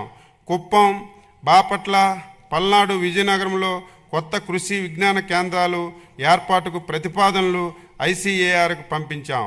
2026-27లో ఆచార్య ఎన్జీ రంగా విశ్వవిద్యాలయం కోసం 504.11 కోట్ల రూపాయలు బడ్జెట్లో ప్రతిపాదించాం. డాక్టర్ వైఎస్ఆర్ ఉద్యాన విశ్వవిద్యాలయం నూతన పరిశోధనలు ప్రాజెక్టుల కొరకు 10.86 కోట్ల రూపాయలతో 11 తేనెటీగల అభివృద్ధి ప్రాజెక్టులను చేపడుతున్నాం. Araku coffee production and value ఎడిషన్కు, cocoa beans processing and chocolate మేకింగ్కు, వాల్యుయేషన్ ఆఫ్ బనానా, సూడో స్ట్రై మొదలగు కార్యక్రమాలు చేస్తున్నాం. నాణ్యమైన మొక్కలు, విత్తనాల అభివృద్ధి కొరకు కొబ్బరి, టిష్యూ కల్చర్, కోకో, అరటి, మామిడి మొక్కలు, అంటుజీడి మామిడి మొక్కలు మొదలగు అధిక దిగుబడి ఇచ్చే మొక్కలను రైతులకు సరఫరా చేస్తున్నాం. RKVY ప్రాజెక్టు కింద విశ్వవిద్యాలయం పరిధిలో 13.13 కోట్ల రూపాయలతో నూతన కార్యక్రమాలను చేపట్టాం. 2026-27లో డాక్టర్ వైఎస్ఆర్ ఉద్యాన విశ్వవిద్యాలయం కోసం బడ్జెట్లో 97.99 కోట్ల రూపాయలు ప్రతిపాదించాం. శ్రీ వెంకటేశ్వర పశు వైద్య విశ్వవిద్యాలయం దేశంలో మొట్టమొదటిసారి పశు సంవర్ధక డిప్లొమా కోర్సును ఈ విశ్వవిద్యాలయంలో ప్రారంభించాం. ర్యాబిస్ వ్యాధిని గుర్తించడానికి అత్యాధునిక పరిశోధనల చాలను విశ్వవిద్యాలయానికి కేటాయించబడింది. ఈ విశ్వవిద్యాలయానికి 2025-26 సంవత్సరానికి 113.04 కోట్ల రూపాయలు వివిధ విభాగాల అభివృద్ధికి కేటాయించబడింది. సుమారు 208 లక్షల ఒంగోలు జాతి, 132 లక్షల పొంగనూరు జాతి వీర్య నాలికలు, 900 వనరాజ కోళ్లను రైతులకు అందజేశాం. స్వజాతి పశువులను అంతరించిపోకుండా వాటి ద్వారా ఎక్కువ పాలు ఉత్పత్తి చేసే విధంగా తయారు చేయడానికి పశు వైద్య విశ్వవిద్యాలయం తిరుమల తిరుపతి దేవస్థానంలో ఒప్పందం కుదుర్చుకుంది. 2026-27లో శ్రీ వెంకటేశ్వర పశు విశ్వవిద్యాలయం కోసం బడ్జెట్లో 163.01 కోట్లు ప్రతిపాదించాం. ఆంధ్రప్రదేశ్ మత్స్య విశ్వవిద్యాలయం ప్రధాన లక్ష్యం మత్స్య మరియు ఆక్వా సాగు రంగంలో నాణ్యమైన వృత్తిపర విద్యను అందించడం మరియు పరిశోధనలను ప్రోత్సహించడం, రాష్ట్రంలో RSKలకు సాంకేతిక సాయం అందించడం జరుగుతుంది. 2026-27లో ఆంధ్రప్రదేశ్ మత్స్య విశ్వవిద్యాలయం కోసం 39.20 కోట్ల బడ్జెట్ని ప్రతిపాదించాం. విద్యుత్తు ఆంధ్రప్రదేశ్ ఉచిత వ్యవసాయ విద్యుత్ పథకం రాష్ట్రంలో 22.5 లక్షల వ్యవసాయ పంపు సెట్లకు రోజుకు 9 గంటల పాటు నిరంతర పగటి విద్యుత్తును సరఫరా అందించబడుతుంది.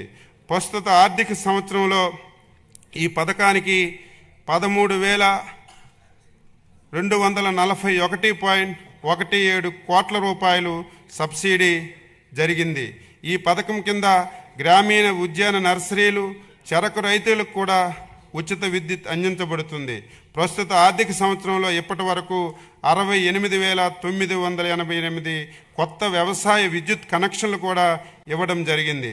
2026-27లో విద్యుత్ సబ్సిడీ అవసరాలకు 13,722 కోట్ల రూపాయలు ప్రతిపాదించాం.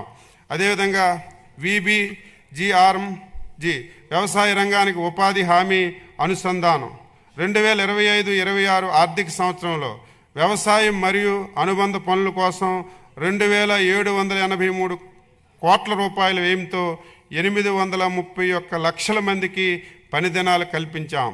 2026-27 ఆర్థిక సంవత్సరానికి Viksit Bharat guarantee for Rozgar Ajeevika mission Gramin పథకం కింద వ్యవసాయం అనుబంధ పనులకు 500 కోట్ల రూపాయలు బడ్జెట్లో ప్రతిపాదిస్తున్నాం. ఎన్టీఆర్ జలసిరి 2027-26-27లో ఎన్టీఆర్ జలసిరి కార్యక్రమం కోసం బోర్లను ఉచితంగా వేయడానికి, మోటార్లను ఉచితంగా పంపిణీ చేయడానికి ప్రణాళిక సిద్ధం చేశాం.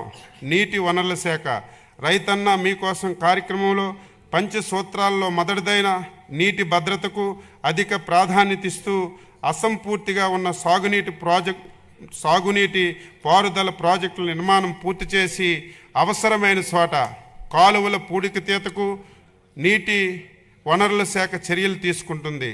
సాగు నీటిపారుదల ప్రాజెక్టుల నిర్వహణకు 2026-27లో 14,276.89 కోట్ల రూపాయలు ప్రతిపాదిస్తున్నాం. రాష్ట్ర ప్రభుత్వం తరపున వ్యవసాయం మరియు అనుబంధ శాఖల బడ్జెట్టు 2026-27 సంవత్సరానికి గాను మొత్తం 53,752.12 కోట్లు ప్రతిపాదిస్తున్నాం. నేల, నీరు, రైతు ఈ మూడింటిని భద్రతే రాష్ట్ర భవిష్యత్తుగా మన మంచి ప్రభుత్వం భావిస్తుంది. ఇక ముందు కూడా ఇదే దీక్షతో కర్షకుల అభ్యున్నతికి కృషి చేస్తామని సభాముఖంగా మనవి చేస్తూ 2026-27 బడ్జెట్ను గౌరవ సభ ఆమోదం కోసం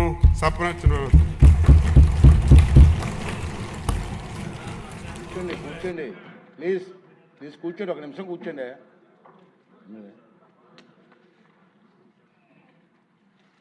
ఈరోజు ఈ బడ్జెట్ ప్రవేశపెట్టే సమయానికి మన సభకు వచ్చినటువంటి సీఎం రమేష్ గారు ఎంపీ గారు, నందిమాల ప్రసాద్ గారు, రావు కృష్ణదేవరాయలు గారు ఎంపీ గారు, అలాగే బీటెక్ రవి గారు, మల్లికార్జున రెడ్డి గారు వచ్చారు. ప్రత్యేకంగా వచ్చినందుకు వారికి నా ధన్యవాదాలు తెలియజేస్తున్నానండి. ఒక ఇంట్రెస్టింగ్ పాయింట్ చెప్పాలండి సభ ముగించే ముందు. ముఖ్యమంత్రి గారు, డిప్యూటీ ముఖ్యమంత్రి గారు కూడా వినాలి సార్.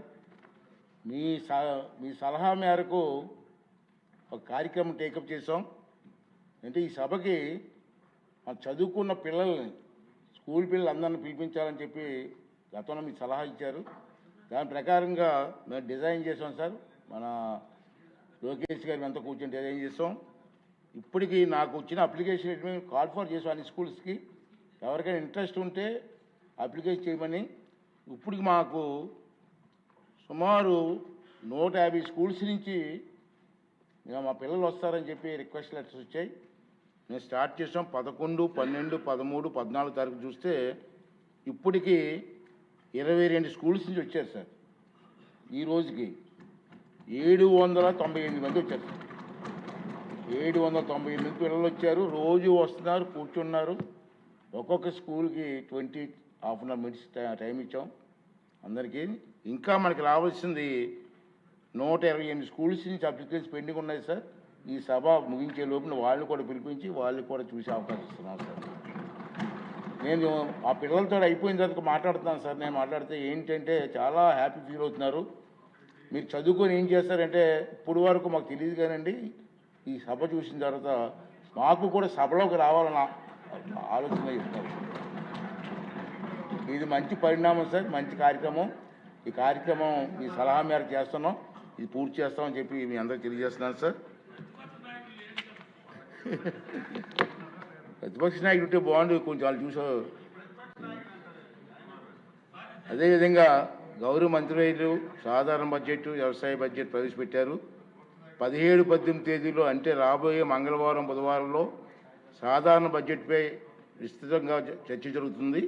చర్చకు సన్నద్ధం కావడానికి బడ్జెట్ ప్రతిపాదన మీరందరూ కుల్లసంగా అధ్యయనం చేయవలసిన అవసరం ఉందని భావిస్తున్నాను.